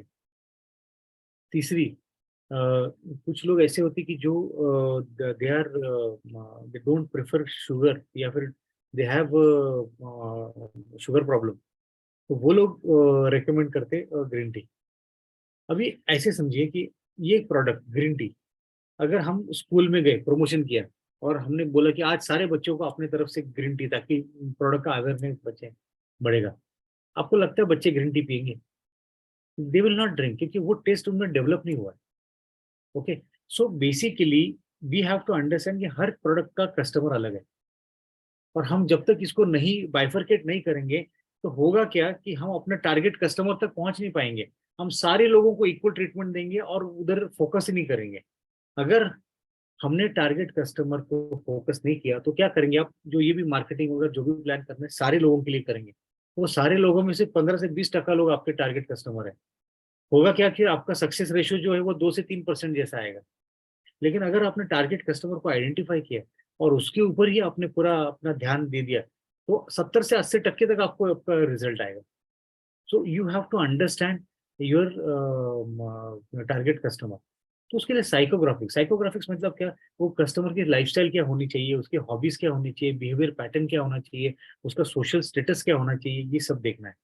डेमोग्राफिक्स में उसका एज क्या है, एजुकेशन क्या है, जेंडर क्या है, उसका ज्योग्राफी क्या है, उसका उसका अर्निंग कितना है, कितना कमाता है, ये सारी चीजें इंपॉर्टेंस है। अगर आप आपका प्रोडक्ट आप प्रीमियम बना रहे हो, तो यू हैव टू अंडरस्टैंड कि ऐसा आदमी खरीदेगा जो उसकी कैपेसिटी खरीदने की। ओके, तो वो प्राइस रेंज में आप अपना प्रोडक्ट डिजाइन करोगे। इन सारी चीजों को जो हम लोग कर रहे हैं, इसको बोलते हैं कंज्यूमर सेगमेंटेशन या कंज्यूमर प्रोफाइलिंग। मतलब आपने फाइंड आउट कर लिया कि आपका जो प्रोडक्ट है, ओके, उसका कस्टमर क्या है। कस्टमर सेगमेंटेशन बोलते हैं उसको, या तो बोलते हैं कंज्यूमर प्रोफाइलिंग। मतलब एक ही इंसान, उसका साइकोग्राफिक, उसका डेमोग्राफिक्स, ये जब आप मैच करते हो तो आपका एक कस्टमर आपको समझ में आता है। जैसे मैं आपको एग्जांपल देता हूँ, मेबलिन नाम की कंपनी। अभी मेबलिन, गार्नियर, विशी, लॉरियल, ये सारी एक ही कंपनी है, जिसको बोलते हैं L'Oreal. Okay, similarly Bosch, Siemens, Gaggenau, ये सब एक ही कंपनी है, सीमेंस, लेकिन अलग अलग ब्रांड है। बॉश एंड सीमेंस एंड गैगेनो, दोनों का फर्क मैं आपको बताता हूँ। सारे के पास वॉशिंग मशीन है। फर्क इतना है, अगर आप बॉश का वॉशिंग मशीन लेने जाओगे, ओके, तो आपको आएगा 25 से 30 हजार का। अगर आप सीमेंस का लेने जाओगे, आपको आएगा 50 से 60 हजार का। आप अगर गैगनो का लेने जाओगे तो आपको 1 से 1.5 लाख का आएगा। तो ये क्यों है? क्योंकि उनको मालूम है जिस तरह से कस्टमर की रीच होगी, उस हिसाब से वो प्रोडक्ट हमको बेचना है। सिमिलरली गार्नियर सबसे प्राइस में कम, उससे ऊपर है मेबलिन, मेबलिन के ऊपर है गार्नियर, लॉरियल, लॉरियल के ऊपर है विशी। तो ये सारे जो ब्रांड है ना, ये अलग अलग कस्टमर को केटर करते हैं। उनको मालूम है कि मेरा प्रोडक्ट कौन खरीदेगा। जब मेबलिन की मैंने ब्रिज देखी, तो उन्होंने ये देखा कि जो मेबलिन जो खरीदेगा, एज ग्रुप क्या है? एज ग्रुप है 18 साल से लेके 35 साल तक। कौन? Working women. Okay, working woman या पर्टिकुलर लाइफस्टाइल की जो औरतें वो उसको यूज करेगी, जो ज्यादा सोसाइटी में घूमती है, जो ज्यादा फैशन को ये करती है लेकिन अफोर्डेबल फैशन मेंटेन करती है, they will go for Maybelline. जो कॉलेज की लड़कियां हैं they will go for Maybelline. But Maybelline थोड़ा सा महंगा है, तो उससे सस्ता जो आता है वो है गार्नियर। मेबलिन से महंगा है वो लॉरियल। तो इसीलिए कस्टमर का जब तक आप प्रोफाइलिंग नहीं करोगे आपको ये नहीं समझेगा कि आप कहाँ जा रहे हो, तो आपको किसको बेचना है माल। सो जैसे हमने डिस्कस किया था कि प्लान्ड कस्टमर और नॉन प्लान्ड कस्टमर फर्क क्या है। तो जो प्लान्ड कस्टमर होता है ना वो कॉन्शियस माइंड से परचेस करता है। ओके, तो इसलिए उसका जो कस्टमर है वो प्लान्ड कस्टमर है, कॉन्शियस माइंड, मतलब उसको मालूम है कि मुझे क्या खरीदना है।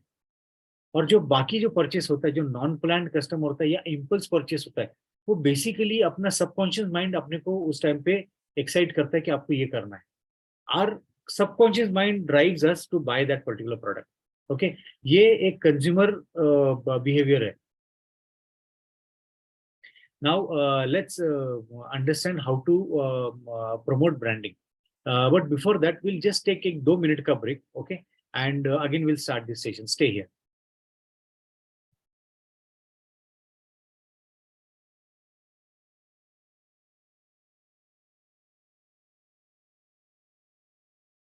Okay, so we will start the session again within next 2 minutes. So meanwhile, अगर आप में से किसी participants को कोई question है, already कई सारे participants में chat box में questions type किए हुए हैं. Further, अगर किसी को और कोई questions है, you can type in the chat box. We will cover all the questions. Also, you can raise your hand to unmute and ask the questions.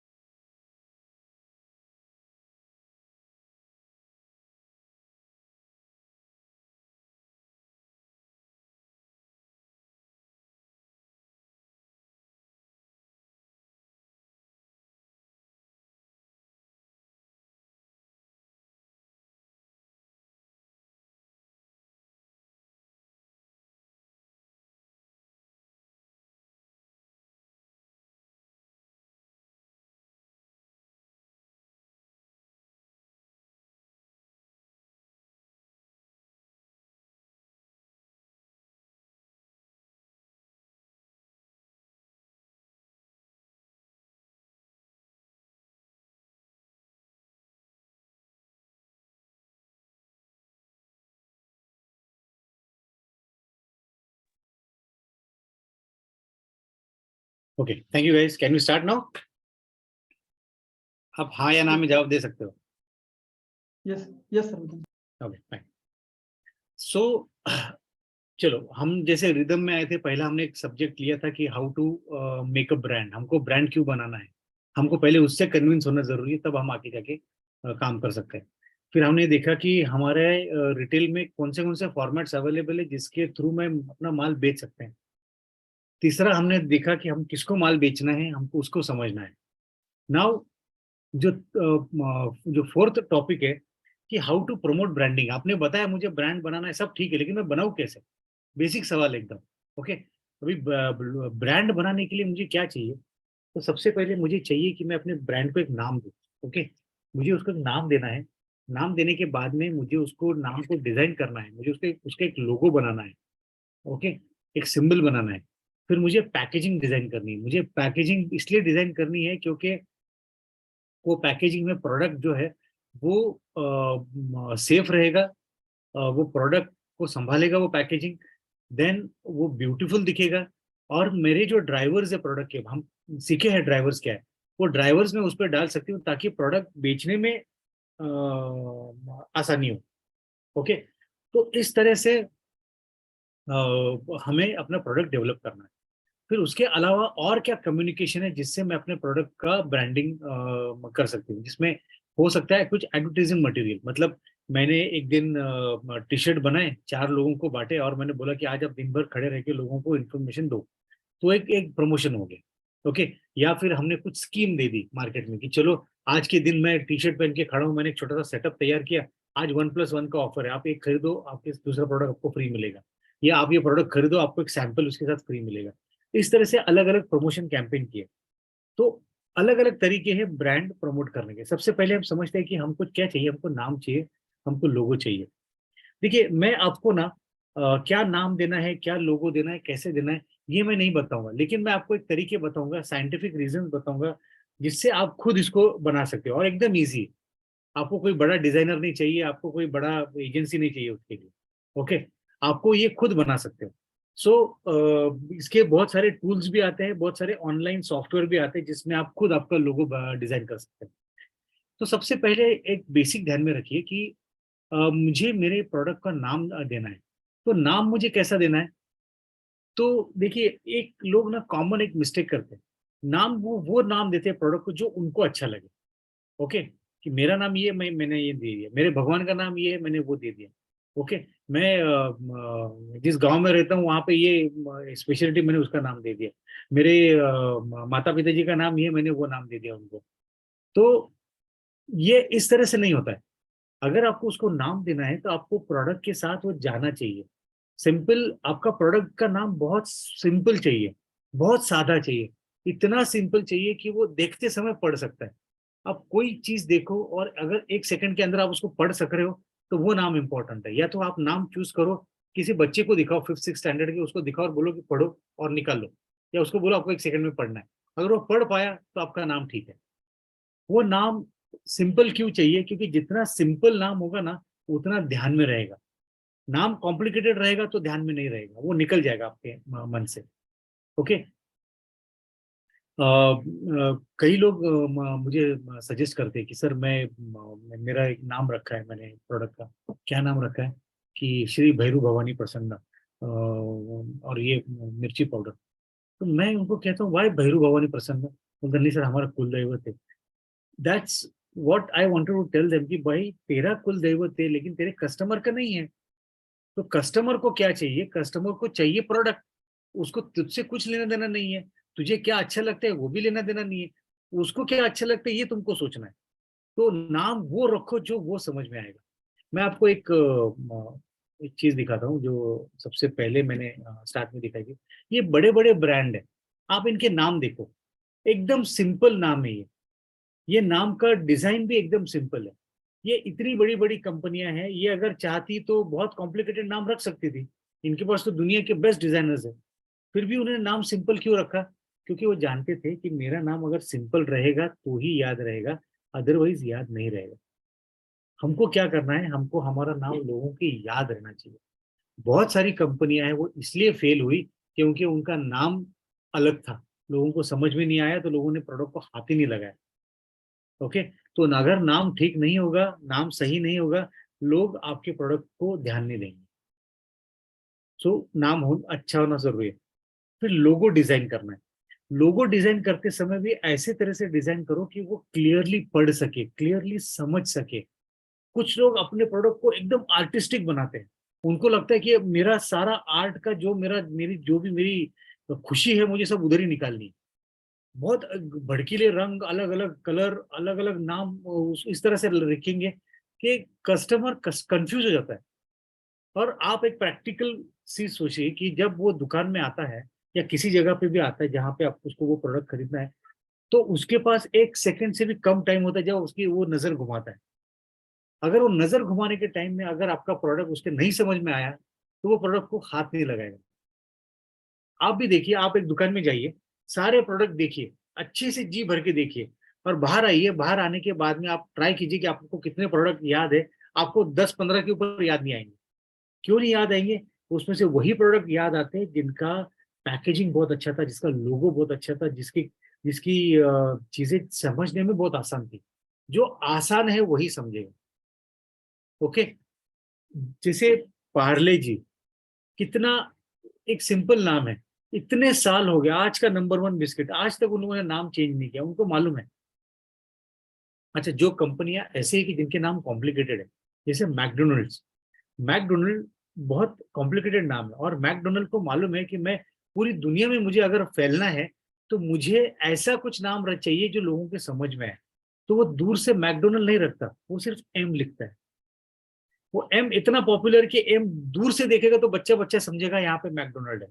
वो उसकी वजह से मुश्किल नाम भी उनके याद रहेगा। तो इस तरह से हमको हम प्रोडक्ट को बहुत सिंपल बनाना है।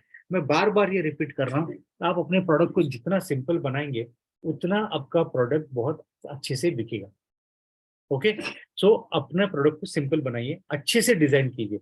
अगर आपको डाउट आ रहा है कि किस तरह से मैं डिजाइन करूं, तो हमारे आपके प्रोडक्ट के कंपटीशन के जो प्रोडक्ट है उनका पैकेजिंग देखिए, कलर कॉम्बिनेशन देखिए, उससे मिलता जुलता कीजिए, डिट्टो कॉपी मत कीजिए। ओके, आपको जेल हो सकती है। उससे मिलता जुलता आप ले सकते हो। आप किसी भी डिजाइनर को बोल सकते हो, प्रोफेशनल हेल्प लिया तो भी चलेगा। आप उसको बोल सकते हो कि बॉस मुझे ये चाहिए, मुझे इस तरह से डिजाइन करके चाहिए, सिंपल बनाओ, अच्छे से लोगो जो पढ़ सके इस तरह से लोगो बनाओ और मुझे बना के दे दो। बहुत सारे वेबसाइट भी आती है जो आपको लोगो बना के दे सकती है। They charge some minor fees. कुछ लोग तो शायद ऐसे भी है कि जो फ्री में डिजाइन करके देते हैं, या आप उनकी हेल्प से कर सकते हो। We don't they don't even charge. तो इस तरह से आप लोगो बना सकते हो। देन आता है प्रोडक्ट प्लेसमेंट। कि प्रोडक्ट प्लेसमेंट मतलब क्या, कि मैंने प्रोडक्ट बना लिया, अच्छे से बना लिया, सब कुछ कर लिया। अभी मुझे जरूरी है कि मैं ऐसी जगह पे प्रोडक्ट रखूं जो दिखे, कस्टमर के समझ में आए। अभी कस्टमर मतलब कौन? तो कस्टमर हो सकता है बच्चे, हो सकते हैं औरतें, हो सकते हैं जेंट्स, पुरुष। अभी हर एक की रिक्वायरमेंट अलग है, हर एक का देखने का नजरिया अलग है। अगर बच्चों का प्रोडक्ट है तो हो सकता है कि वो थोड़े नीचे लेवल पे रह गया कि बच्चों की नजर में है। औरतों का प्रोडक्ट है तो उनके आई लेवल पे, तो प्रोडक्ट बेसिकली आई लेवल पे आना चाहिए। तो किसी भी, अगर आप किसी दुकान में प्रोडक्ट बेच रहे हो या एग्जीबिशन में प्रोडक्ट बेच रहे हो, तो हमेशा ध्यान रखिए कि जो एक इंसान की आई लेवल है वो आई लेवल तक प्रोडक्ट चाहिए। ओके, देखो एक गलती जो करते लोग एग्जीबिशन में, और मैंने हमेशा देखा ये, जो टेबल पे नीचे रखे हुए प्रोडक्ट है ना, वो किसी भी कस्टमर को उतने अट्रैक्ट नहीं करते जितने सामने रखे हुए प्रोडक्ट करते हैं। ओके, तो अगर हमको कभी भी अपना प्रोडक्ट रखना है, दुकान में रखना है, एग्जीबिशन में रखना है, या प्रमोशन करते समय किसी सेटअप में रखना है, तो हमेशा आई लेवल पे रखना है। या आपको शॉपकीपर को बोलना है कि भैया आप आई लेवल पे रखिए, यहाँ पे इस जगह पे रखिए, तो आपका प्रोडक्ट लोगों की समझ में है, उनको उनको पता चले। फिर जो एक बात होती है जिसको बोलते हैं कैटेगरी मैनेजमेंट। अभी ये जो चीजें है ना, आपको सुनने में थोड़ी सी कठिन लगेगी, मुश्किल लगेगी, लेकिन है एकदम सिंपल। मैं और सिंपल करके बताता हूँ। प्रोडक्ट प्लेसमेंट मतलब प्रोडक्ट कहाँ पे रखना है उसका तरीका। ओके, ये प्रोडक्ट कहाँ पे रखना है जो कस्टमर को दिखे। अगर नीचे कहीं जगह पे घुसा कर रखा है प्रोडक्ट और दिख नहीं रहा है तो कैसे बिकेगा? तो बिकने के लिए सबसे जरूरी है कि वो दिखना चाहिए। फिर कैटेगरी मैनेजमेंट। अब कैटेगरी मैनेजमेंट मतलब क्या होता है कि हर प्रोडक्ट ना अलग अलग हिस्सों में बटा हुआ होता है, अलग अलग हिस्सों की एक ग्रुप होता है, वो ग्रुप को बोलते हैं कैटेगरी। ओके, जैसे मैं समझता हूँ, जैसे बेवरेजेस। बेवरेजेस मतलब जिसमें आते हैं cold drinks, T, coffee. Okay, अब बेवरेजेस में hot beverages, cold beverages, snacks. Okay, उसके बाद में हाइजीन। हाइजीन मतलब जिसमें आपका सोप, शैम्पू, वो सब आ गया, क्रीम, वो हाइजीन में आ गया। कॉस्मेटिक, कॉस्मेटिक का आपका एक कैटेगरी आ गया। कॉस्मेटिक में भी कैटेगरी है, lip care, skin, okay, body, hair, अलग अलग इसकी कैटेगरी है। तो हर प्रोडक्ट उस कैटेगरी में जाता है जिस कैटेगरी का आपका प्रोडक्ट है। अभी इसमें मजे की बात क्या है कि एक कैटेगरी दूसरे कैटेगरी को पुश करती है बिकने के लिए। एक एक कैटेगरी से दूसरी कैटेगरी को हेल्प होती है। कैसे हेल्प होती है? तो आप कुछ चीजें अगर आप ऑब्जर्व करेंगे तो आपको समझ में आएगा। जैसे आप किसी दुकान में जाइए, सुपर मार्केट में, ऑर्गेनाइज रिटेल में, या छोटी दुकानों में, तो आपको दिखेगा, अगर आप सपोज चाय लेने गए, ओके, तो जहाँ पे आप चाय लेने गए हैं ना, उसी को लग के उसके बाजू में कॉफी रखी हुई है। अभी आपको लेना सिर्फ चाय है, लेकिन फिर आप क्या सोचते हो कि अरे कभी घर में कोई फ्रेंड आएंगे, गेस्ट आएंगे, जो चाय नहीं पीता है एटलीस्ट कॉफी पिएगा। या कभी कभी मेरा मूड होता है तो मैं, चलो कॉफी रख लेते हैं। तो लेना था चाय लेकिन साथ में कॉफी ले लिया, इम्पल्स। अभी चाय कॉफी लिया, उसके बाद में चालू होते बिस्किट्स। फिर लगता है चलो कभी कभी मन होता है, गेस्ट आते हैं, बच्चे आते हैं, तो बिस्किट ले लेते हैं। बिस्किट के बाजू में चालू होता है स्नैक्स। कह रहे चलो थोड़ा नमकीन चाहिए, ओके, थोड़ा भाकरवड़ी ले ली, चिवड़ा ले लिया, सेव ले ली। उसके बाद चालू होते कोल्ड ड्रिंक्स। कह रहे चाय वाय तो लेकिन कोल्ड ड्रिंक देते कभी कभी घर में चाहिए, गर्मी का सीजन है, कुछ तो चाहिए, जूस ले लिया, कोका कोला, पेप्सी ले लिया। ओके, तो ये जो चीज हो रही है ना, एक कैटेगरी दूसरे कैटेगरी को प्रमोट करती है। सेम होता है कॉस्मेटिक में, हाइजीन में, हर जगह पे ये लागू पड़ता है। अगर गलती से आपका प्रोडक्ट किसी और जगह पे, समझो आप मसाले का प्रोडक्ट है आपका, ओके, अभी मसाले जो है ना, मसाले आप हमेशा देखो कि जहाँ पे ये सारे फूड आइटम चालू होते हैं, मसाले ऐसी जगह पे होते हैं जहाँ पे ये सारे आपके पल्सेस वगैरह होंगे ना, दालें वगैरह वो सब खत्म होते हैं, वहां पे वो चालू हो जाते हैं, ताकि अल्टीमेट वो लगने ही वाले उसके लिए। अगर ऐसा सोचिए, अभी ये वहां से मसाले निकाल के इसने डाल दिया शैम्पू के सेक्शन में, तो भले उसको जरूरत हो वो नहीं खरीदेगा। वो क्यों नहीं खरीदेगा? क्योंकि अपना माइंड इस तरह से काम करता है कि जब वो शॉपिंग लेने आया है ना, तो वो रिदम की वजह से उसको एक एक चीजें याद आती है। जैसे मैंने आपको सीक्वेंस बताया, कॉफी से लेके चाय से लेके कोल्ड ड्रिंक तक का, तो वो रिदम में आते हैं। और जब वो कोई एक अलग सा प्रोडक्ट आता है, तो वो थोड़ा सा डिस्टर्बिंग लगता है उनको। जैसे वो ये खत्म कर लिया, उसके बाद में वो आया, अच्छा चलो मुझे घर के लिए सोप और शैम्पू लेना है, तो अभी उसका मूड वही चल रहा है कि मुझे कौन सा सोप लेना है, कौन सा शैम्पू लेना है। उसके बीच में मसाले आ गए ना, वो इग्नोर कर देगा, वो आगे निकल जाएगा वहां से। तो आपका प्रोडक्ट एक राइट कैटेगरी में चाहिए, इसको बोलते हैं कैटेगरी मैनेजमेंट। आपकी दुकान में या बड़े सुपरमार्केट में या ऑर्गेनाइज रिटेल में, ये जो रैक में सारे प्रोडक्ट रखे होते हैं ना, ये ऐसा नहीं कि इन्होंने मन से रखा हुआ है। हर प्रोडक्ट कहाँ पे रखना है, इसका एक साइंस होता है। वो साइंस को बोलते हैं प्लानोग्राम। वो साइंस के हिसाब से हर प्रोडक्ट वहां पे रखा जाता है। और सारे प्रोडक्ट जो रखते हैं, ओके, जिस कैटेगरी में रखते हैं, कौन सी कैटेगरी में कौन सी कैटेगरी आएगी, उसको बोलते हैं कैटेगरी मैनेजमेंट। ओके, अभी नाउ हमको ये देखना है कि जो मेरा प्रोडक्ट है वो मैं कैसे पैकेजिंग करूंगा। तो पैकेजिंग करने के लिए बहुत सारे तरीके हैं। आप पेपर में पैकेजिंग कर सकते हो, प्लास्टिक में कर सकते हो, प्लास्टिक कंटेनर में कर सकते हो, ब्लिस्टर में कर सकते हो, कांच में कर सकते हो। डिपेंड करता है कि आपका प्रोडक्ट कितना प्रीमियम है और कितना उसकी क्या जरूरत है, उसके हिसाब से आप प्रोडक्ट उसको पैक कर सकते हो। आपका नजरिया एक ही चाहिए कि मैं प्रोडक्ट को मुझे ज्यादा से ज्यादा मुझे अट्रैक्टिव बनाना है। कुछ प्रोडक्ट ऐसे कि जो प्रीमियम होंगे, तो अगर वो प्रोडक्ट प्रीमियम है तो प्रीमियम दिखने चाहिए। अगर वो प्रीमियम नहीं दिख रहे, तो लोगों को लगेगा कि आपके प्रोडक्ट महंगे हैं। अगर आप चाहते हो कि आपका प्रोडक्ट महंगा नहीं लगे, तो उसको प्रीमियम बनाओ, उसको दिखने के लिए प्रीमियम बनाओ। कुछ प्रोडक्ट ऐसे होते हैं कि जो दिखने में बहुत खूबसूरत होते हैं। जैसे हमने अगर अचार वगैरह देखा, तो अचार हमेशा कांच की बोतल में आता है। आपको आपने सोचा होगा क्यों आता है? कांच में सेफ रहता है, ठीक है, प्लास्टिक में भी रहता है, स्टील में भी रहता है। कांच में ज्यादा से ज्यादा क्यों रखते हैं? क्योंकि कांच में क्या होता है, आपको जो वो अचार दिखता है, उसका ऑयल दिखता है, उसके उसका एक टेक्सचर दिखता है, तो उसके वजह से ना मन में एक तरह की भूख लगती है, और ऐसा लगता है कि अरे मुझे ये टेस्ट करना है, मुझे ये खाना है। इसको बोलते हैं एपेटाइट अपील। ओके, ये साइंस है। एपेटाइट अपील मतलब वो देखने के बाद में वो एक मन में एक भूख तैयार होना, जिसकी वजह से वो प्रोडक्ट लिए ये करते हैं। अचार देखा जाए तो ये बिल्कुल जरूरत वाली चीजों में नहीं आता, ओके, नीड बेस्ड चीजों में नहीं आता, ये शौक वाली चीजों में आता है। फिर भी ये अच्छे से बिकता है, क्योंकि ये इस तरह की चीजें क्रिएट करता है, जिसको बोलते हैं एपेटाइट अपील। नाउ जो लास्ट अपना टॉपिक है, जिसको बोलते हैं विजुअल मर्चेंडाइजिंग। तो विजुअल मर्चेंडाइजिंग क्या है? सो वीएम बोलते हैं उसको, VM, visual merchandising. Visual merchandising ये एक साइंस है, जो आप एक प्रोडक्ट को वो है उससे ज्यादा खूबसूरत बना के दिखाते हो, अलग अलग तरीके से। Okay, out of the box जाके। हमारे हमारे देश में कहावत है कि जो दिखता है वो बिकता है।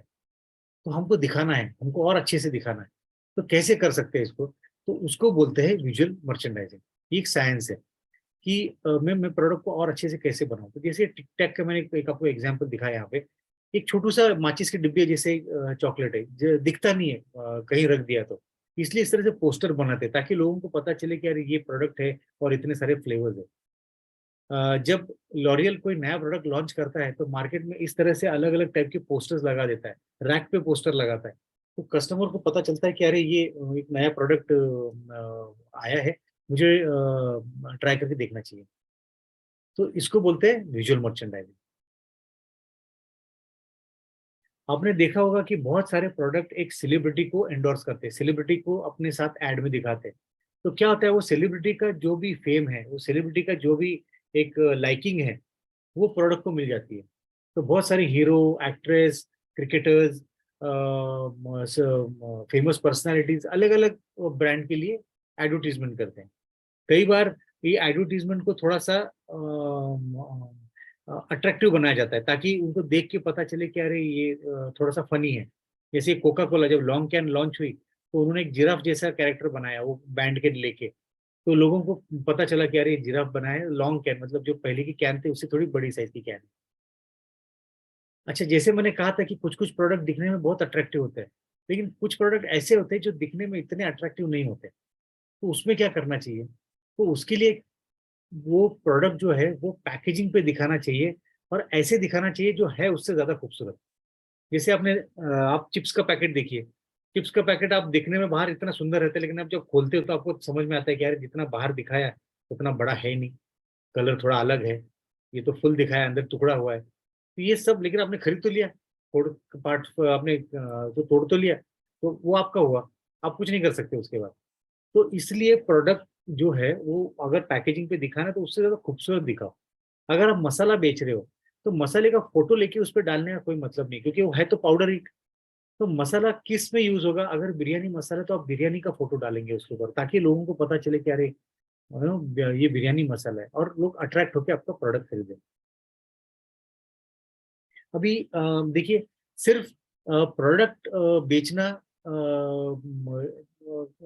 एक सिंपल चीज है, लेकिन प्रोडक्ट के साथ एक वैल्यू एडिशन करके बेचना एक इम्पॉर्टेंट चीज है। जैसे ब्लैक पेपर अगर आप मार्केट में बेचने जाओ तो आपको 40-50 रुपए जो भी आपको मिलेगा, वही अगर आप उसको वैल्यू एडिशन देते हो, इसको क्रशर बोलते हैं ये यूनिट को, क्रशर में डाल के आप अगर देते हो, तो 50 रुपए का क्रशर, 50 रुपए का आपका प्रोडक्ट, आप 200 रुपए में ये प्रोडक्ट बेच सकते हो।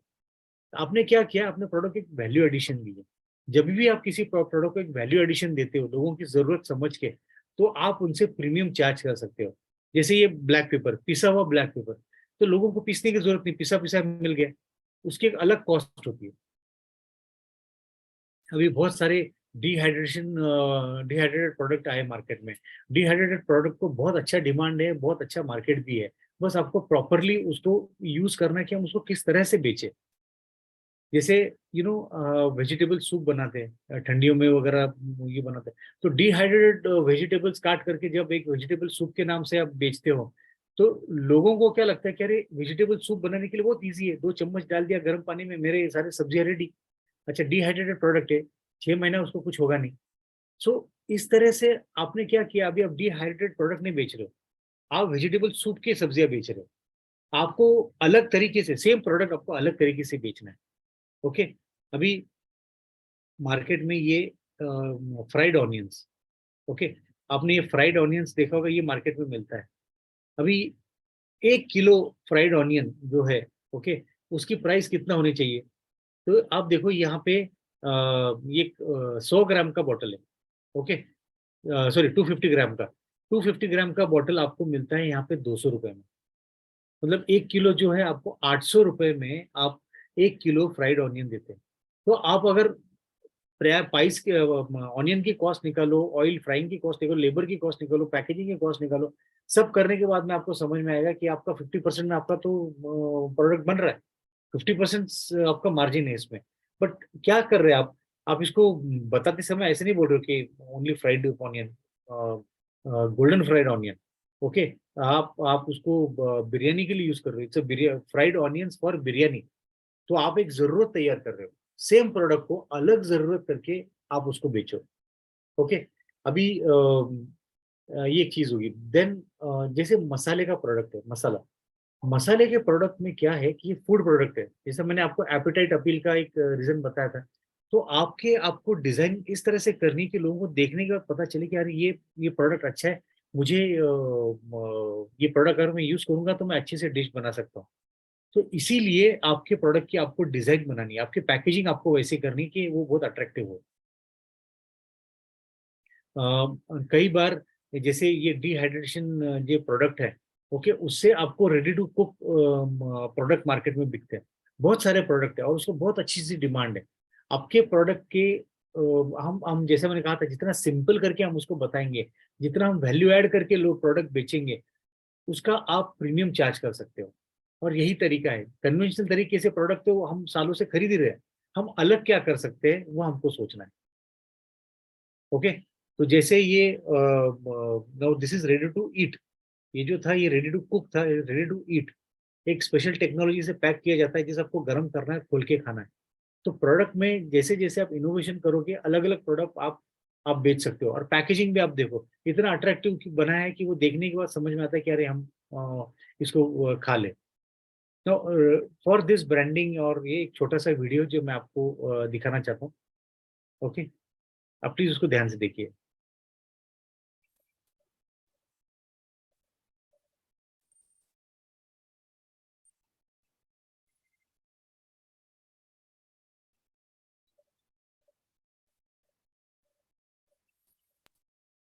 Sir, can you please share the audio as well?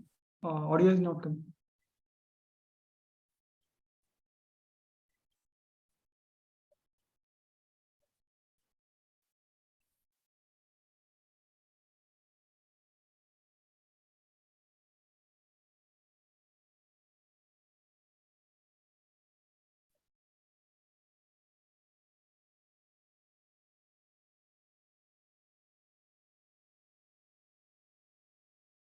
Hello. Sir, audio is not shared in the video. Can you please share the audio? Audio is not coming, sir.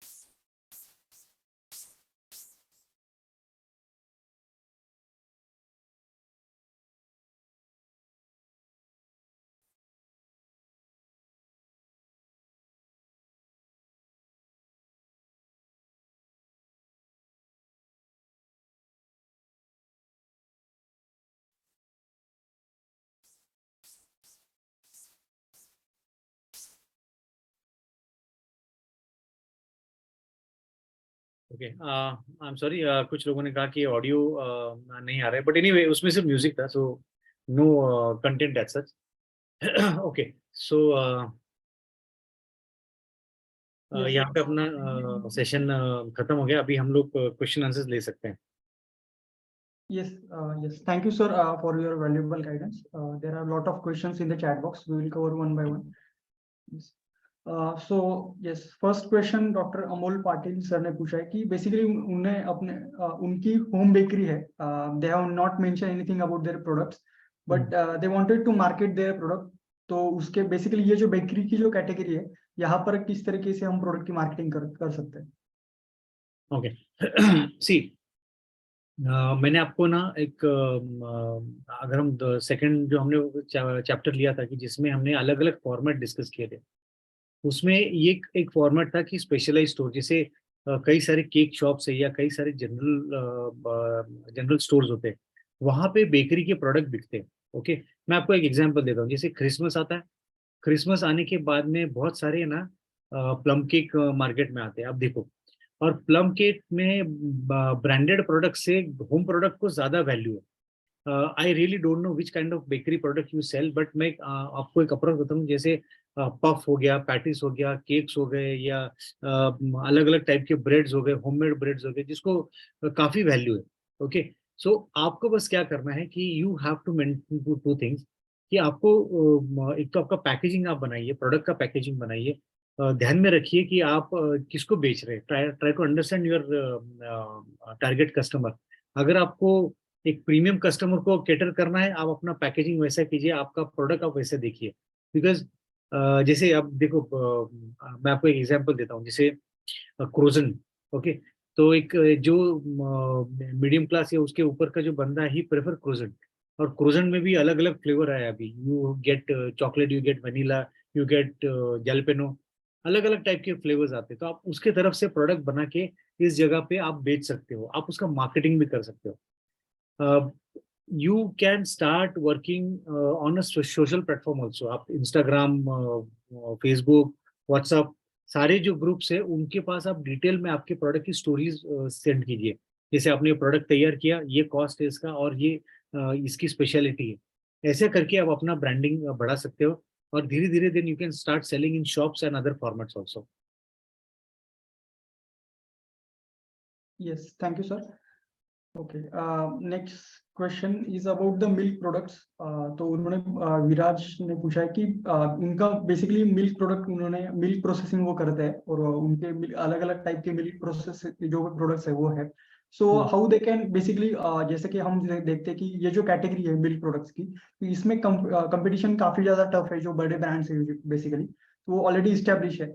तो किस तरीके से अगर हम एक नया ब्रांड इस्टेब्लिश करना चाहते हैं, तो लोकल मार्केट में या फिर जो नेटवर्क है वो हम किस तरीके से इस्टेब्लिश करें? देखिए, मैं आपको वही बता रहा हूँ, कंपटीशन अगर होगा भी ना, तो कंपटीशन से हमको डरना नहीं है। आप यही समझिए कि कंपटीशन से आपको फायदा है। ओके, बहुत सारे प्लेयर ऐसे आते हैं कि जैसे मैं आपका मेरा एग्जांपल बताता हूँ। मुझे मुझे सारे ब्रांड्स के बारे में बहुत अच्छे से मालूम है, लेकिन जब मुझे घर के लिए मुझे पनीर खरीदना है ना, तो मैं होममेड पनीर लूंगा, या मैं किसी लोकल डेयरी से ही लूंगा, बिकॉज वो पनीर की क्वालिटी बाकी पनीर की क्वालिटी से अच्छी रहती जो पैक्ड है।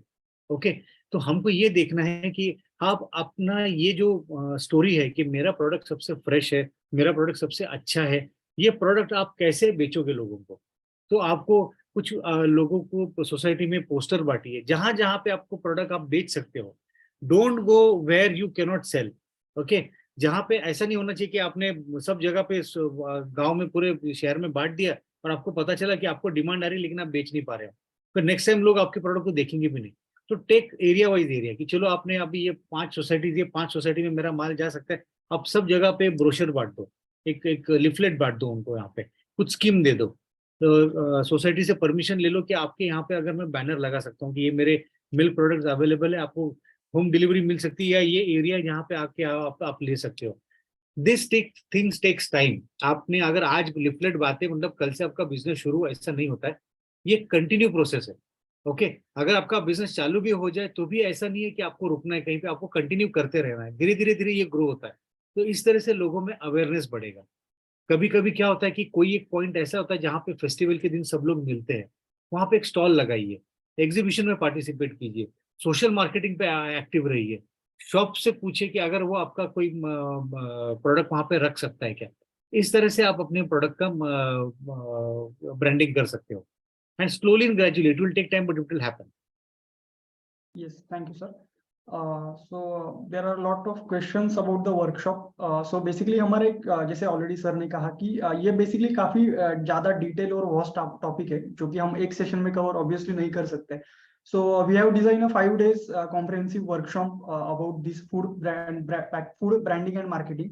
So I will quickly share the details about the same.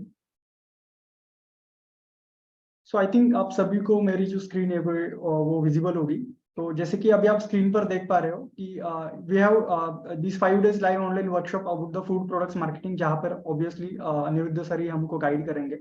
और इस वर्कशॉप की बेसिकली सबसे जो की हाईलाइट ये होता है कि basically we will take the detail introduction and detail profiling of each participant, मतलब जो भी जितने भी पार्टिसिपेंट बेसिकली बैच में ज्वाइन होते हैं। We are in the first session we are going to take the detailed introduction and what are their businesses, basically कौन से प्रोडक्ट आप में काम कर रहे हो, ये सारी डिटेल्स हम सर बेसिकली कलेक्ट करते हैं और उस डिटेल्स के बेसिस पर आपको जो आगे का 4 डेज का जो गाइडेंस है वो कस्टमाइज वे में आपको दिया जाता है. So this is the main highlight of this particular workshop, and you will learn all the A to Z details about the branding and marketing, as you can see in the on the screen. So basically जो product के promotion के या फिर product के marketing के जो वे 6 P's जो important होते हैं, जिसे हम product, price, place, promotion, people and process जिसे हम कहते हैं, वो सारी चीजों के बारे में हम इस वर्कशॉप में सीखेंगे. अपार्ट फ्रॉम दैट, अगर आप B2B कैटेगरी में डील कर रहे हो, B2C कैटेगरी में आपके प्रोडक्ट्स अगर है, तो उसमें आपकी स्ट्रेटेजीज किस तरीके से डिफरेंट होनी चाहिए वो भी हम देखेंगे. ब्रांड का विजन और मिशन स्टेटमेंट किस तरीके से आपको डिफाइन करना है. अलग अलग टाइप के जो भी अभी जैसे कि ऑलरेडी सर ने कुछ केस स्टडीज हमारे साथ शेयर की, तो इस ऐसी और भी कई केस स्टडीज हम इस पर्टिकुलर वर्कशॉप में देखेंगे. और इसके अलावा आपको ब्रांड के लिए विजुअल मर्चेंडाइजिंग की क्या नीड है, रिटेल मार्केटिंग बेसिकली क्या होती है, उसके अलग अलग टाइप्स क्या होते हैं, वो सारी चीजें हम इन डिटेल में इस वर्कशॉप में कवर करेंगे. तो ये जो वर्कशॉप है हमारा 5 डेज का, it is going to start on 8 में, जो नेक्स्ट मंडे है, वहां से ये वर्कशॉप हमारा स्टार्ट होगा.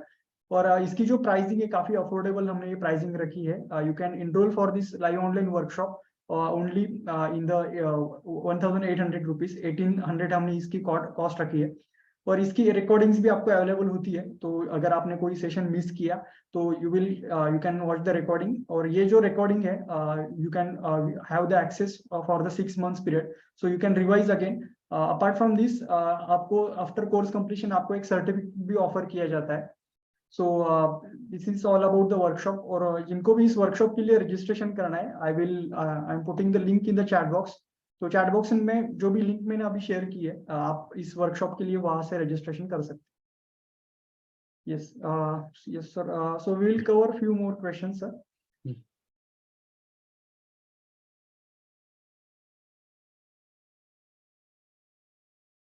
तेजस सर ने पूछा कि what must be the initial investment for a flavoured beverages product, also how to crack collaborate with a distributor or super distributor supply chain in order to sell the small and medium scale stores. Okay, what was the first question? Sorry, how to? Sir, उनका question है basically how to crack or basically how to collaborate with the distributors in the supply chain in order to sell the products for the medium scale stores. So they have the shelf life of their products about 15 days. It is a beverage. Okay. No, see, so what happens? There are many distributors, okay, जो ये line में है. आपको find out करना है कि कौन से डिस्ट्रीब्यूटर्स माल सप्लाई करते हैं.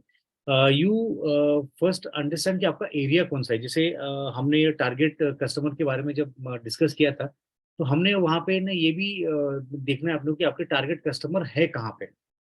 ओके, तो just to give an example कि आप आपके एक सिटी में रह रहे हो और आपको पता चल रहा है कि मेरे सिटी का एक एरिया ऐसे जहाँ पे मेरा प्रोडक्ट खरीदने वाले काफी सारे लोग हैं, तो आपको वहाँ पे वो मीट देम, सैम्पलिंग करो, उनको बताओ, उनको कुछ ना कुछ परसेंटेज के हिसाब से उनको आप खुश करो कि आपको मैं ज्यादा परसेंटेज में देने को तैयार हूँ. और ऐसा करके आप उनसे अपना प्रोडक्ट उनको सेल करना चालू करो. देखिए, शुरू में क्या होगा ना कि डिस्ट्रीब्यूटर से जाने का एक फायदा ऐसा होता है कि अचानक आप बहुत सारे शॉप को कनेक्ट हो जाते हो. अगर वो खुद 150-300 आउटलेट को अगर माल पहुंचा रहा है, तो उसमें से 50-60 आउटलेट में आपका माल इमीडिएटली जा सकता है. ओके, तो और उनको भी जरूरत होती है. तो शुरू में अगर आप नए प्लेयर हो, आप आपका मार्जिन कम रखिए, ज्यादा से ज्यादा डिस्ट्रीब्यूटर को देने की कोशिश कीजिए, एंड आपको काफी सारे लोगों से बात करनी पड़ेगी. ओके, मल्टी प्रोडक्ट डिस्ट्रीब्यूटर जो होते हैं ना, उनमें से कई प्रोडक्ट ऐसे होते हैं जो इस तरह से करते हैं. और आपका प्रोडक्ट अगर बेवरेजेस है, तो वहाँ पे बेवरेजेस के अलग डिस्ट्रीब्यूटर होते हैं जिनके पास खुद के वैन्स होती है, रेफ्रिजरेटर वैन्स होती है, जिसके थ्रू वो सारा डिस्ट्रीब्यूटर करते हैं. तो आपको वो उनको पर्सनली जाके अप्रोच होना पड़ेगा. Yes. Okay. Thank you, sir. Okay. The next question is about spices. तो आई थिंक ऑलरेडी हमने सेशन में सर ने जो स्पाइसेस के बारे में जो स्ट्रेटेजीज है वो कवर की है. मैं शॉर्ट में बताता हूँ आपको। आपका जैसे I think is the same thing कि आप मसाला बिजनेस, आप हर्षा मसाले और फूड से करते हो। तो Harsha is a simple and good name, कोई प्रॉब्लम नहीं है नाम में। आप उसको बहुत अच्छे से डिजाइन कीजिए, आप उसको अच्छे से तैयार कीजिए। देखिए जितने भी फूड प्रोडक्ट है ना, फूड प्रोडक्ट सेल करने का एक तरीका होता है जो है एपिटाइट अपील। आप आपका पैकेजिंग इतना अट्रैक्टिव कीजिए कि वो मसाले देखने के बाद में उनको समझ में आना चाहिए कि इस तरह से खाना मैं बना सकती हूँ। ओके, या आप उसमें कुछ इनोवेशन दे सकते हो। ओके, आप कुछ स्कीम लगा सकते हो कि अगर समझो मैंने ये फॉर एग्जांपल मैंने ये मसाला बनाया है, ओके, मालवनी मसाला बनाया है, तो उसके साथ एक छोटा सा सैम्पलिंग मैंने किसी और प्रोडक्ट का दिया जो मैं बेचती हूँ। तो उससे होगा क्या कि जब वो कोई मसाला लेगा, वो सैम्पलिंग भी ट्राई करेगा और वो आपका दूसरा जो मसाला है उसका भी बाद में आप ये कर सकता है। It all became become with the taste. देखो बहुत सारे होममेड प्रोडक्ट्स ऐसे हैं कि जो बहुत अच्छे हैं, रियली बहुत अच्छे हैं। आप लोग जितने मेहनत से प्रोडक्ट बनाते हो, नॉर्मली कंपनियां इतना नहीं मेहनत से बनाती, तो या इतना नहीं प्योरिटी संभालती है। तो आपके बस आपको you just need right marketing and right tools to reach people. बहुत सारे तरीके हैं जिससे आप लोगों के पास पहुंच सकते हो। आपका पैकेजिंग आप अच्छे से कर सकते हो, अलग अलग प्रमोशंस कर सकते हो उसमें। सिर्फ प्रोडक्ट बना के अगर आप बेचोगे और डिपेंडेंट रहोगे ना कि वो आपके लिए अपने दम पे बिकेगा, वो नहीं होता है। You can do various promotion activities. मैंने 10 तरीके बताए थे आपको आपके सेलिंग फॉर्मेट के। वो हर तरीका स्पाइसेस बिजनेस में हर तरीका अप्लाई हो सकता है। Yes, thank you, sir.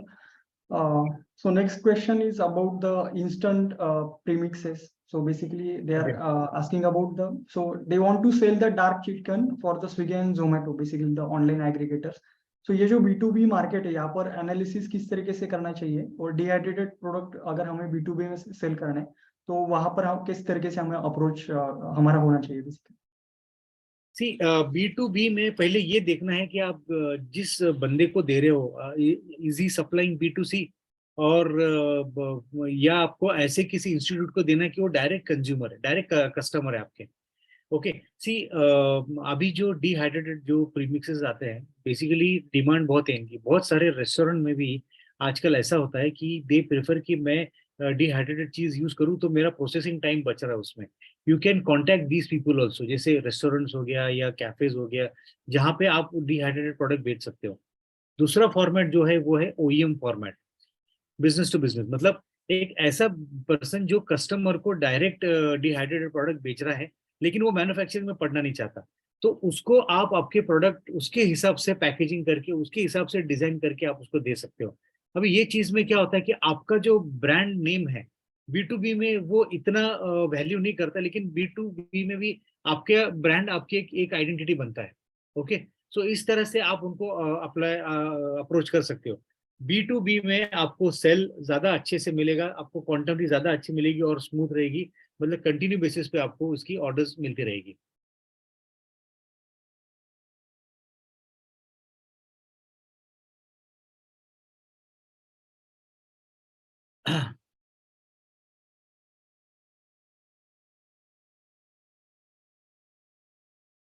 Yes, yes, thank you, sir.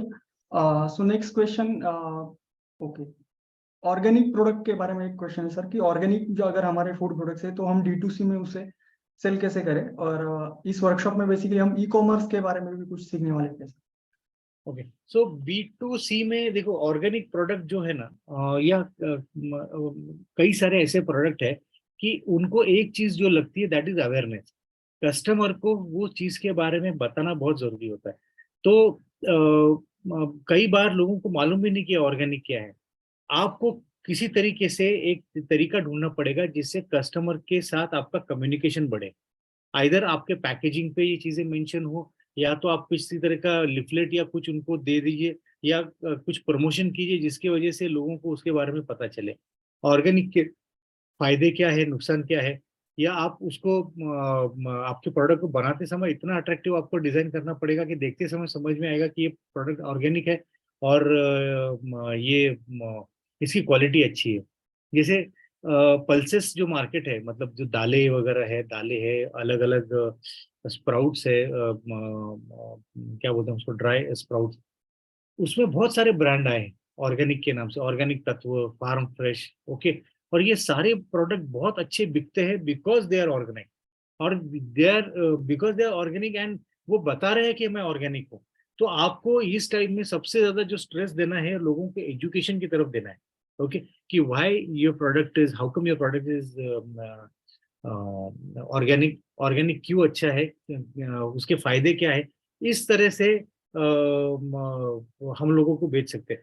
In fact I tell you, reverse fear mechanism एक होता है। रिवर्स फियर मैकेनिज्म मतलब क्या, कि ऐसा कुछ लिखना कि जिसकी वजह से बाकी प्रोडक्ट के लिए मन में डर हो जाए।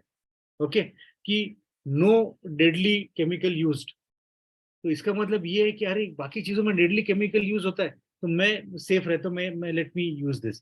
तो इस तरह के कई सारे कैंपेन आप यूज कर सकते हैं, उसमें बहुत सारी चीजें हैं जिसपे हम लोग उसको उसका कैंपेन डिजाइन कर सकते हो। बट ऐसे प्रोडक्ट के लिए आपको ज्यादा से ज्यादा प्रमोशन बेस्ड सेल करना पड़ेगा। Yes. So yes, we will take just 2 or 3 more questions. Yes.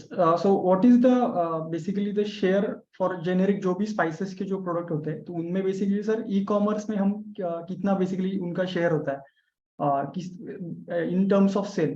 तो वहाँ पर e-commerce में किस तरीके से हमें जाना चाहिए और उसमें basically e-commerce का कितना sale का percentage usually होता है?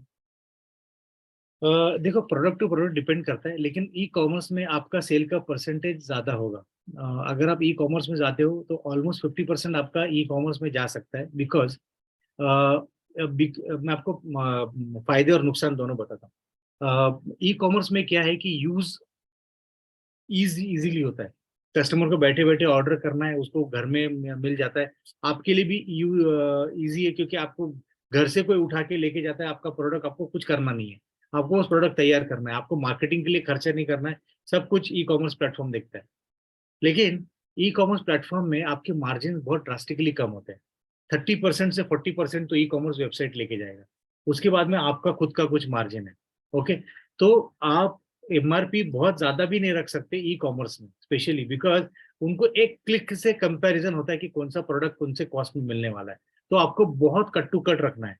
So if I ask you the right way to sell the product, तो stores, promotion, then general trade, okay, not so no supermarket, even general trade, and then e-commerce। ये platform अगर आप रखोगे तो उसमें आपको एटलीस्ट बाकी जगह पे जो है आपको प्रॉफिट परसेंटेज मिलता रहेगा, ई कॉमर्स में आपका साइकिल चलता रहेगा, आपके प्रोडक्ट रोलिंग में जाते रहेंगे। ऐसा नहीं कि वो मार्जिन नहीं मिलेगा, बट ई कॉमर्स में सेलिंग का प्लेटफॉर्म ऐसा है कि आपका हाई कंजम्पशन और लो मार्जिन, आपका सेल ज्यादा होगा लेकिन मार्जिन कम मिलेगा। सो उस तरीके से आप उसको कर सकते हो। Yes. Thank you, sir.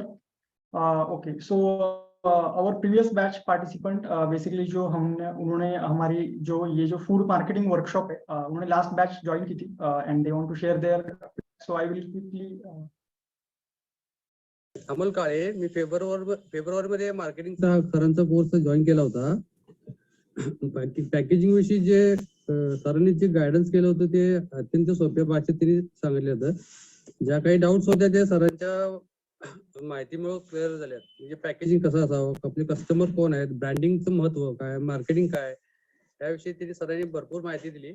आणि दुसरी गोष्ट म्हणजे माझं होममेड स्पाइस मध्ये आता मी साध्या 1 वर्षाला मसाला चटणीचं प्रोडक्शन बनवतोय। ओके तर सध्या म्हणजे माझ्या किरकोळ शॉप मध्ये मी विकतोय।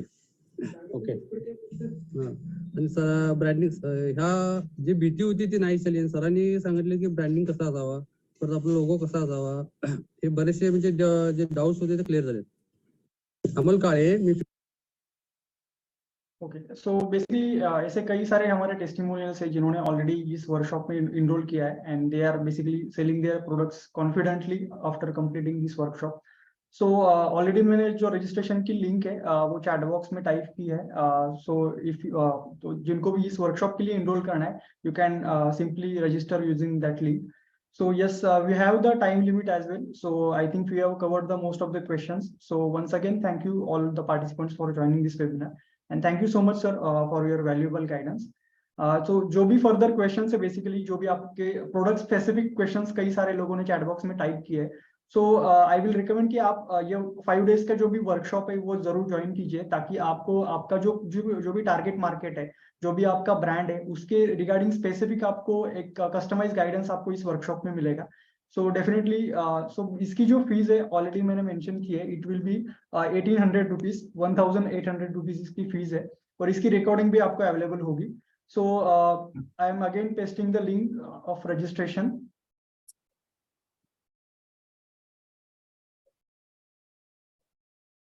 रजिस्ट्रेशन की लिंक मैंने फिर से एक बार चैट बॉक्स में टाइप की है। So yes, you can register using that link. So yes, thank you so much all. Thank you sir, good night. Thank you and best of luck. Good night.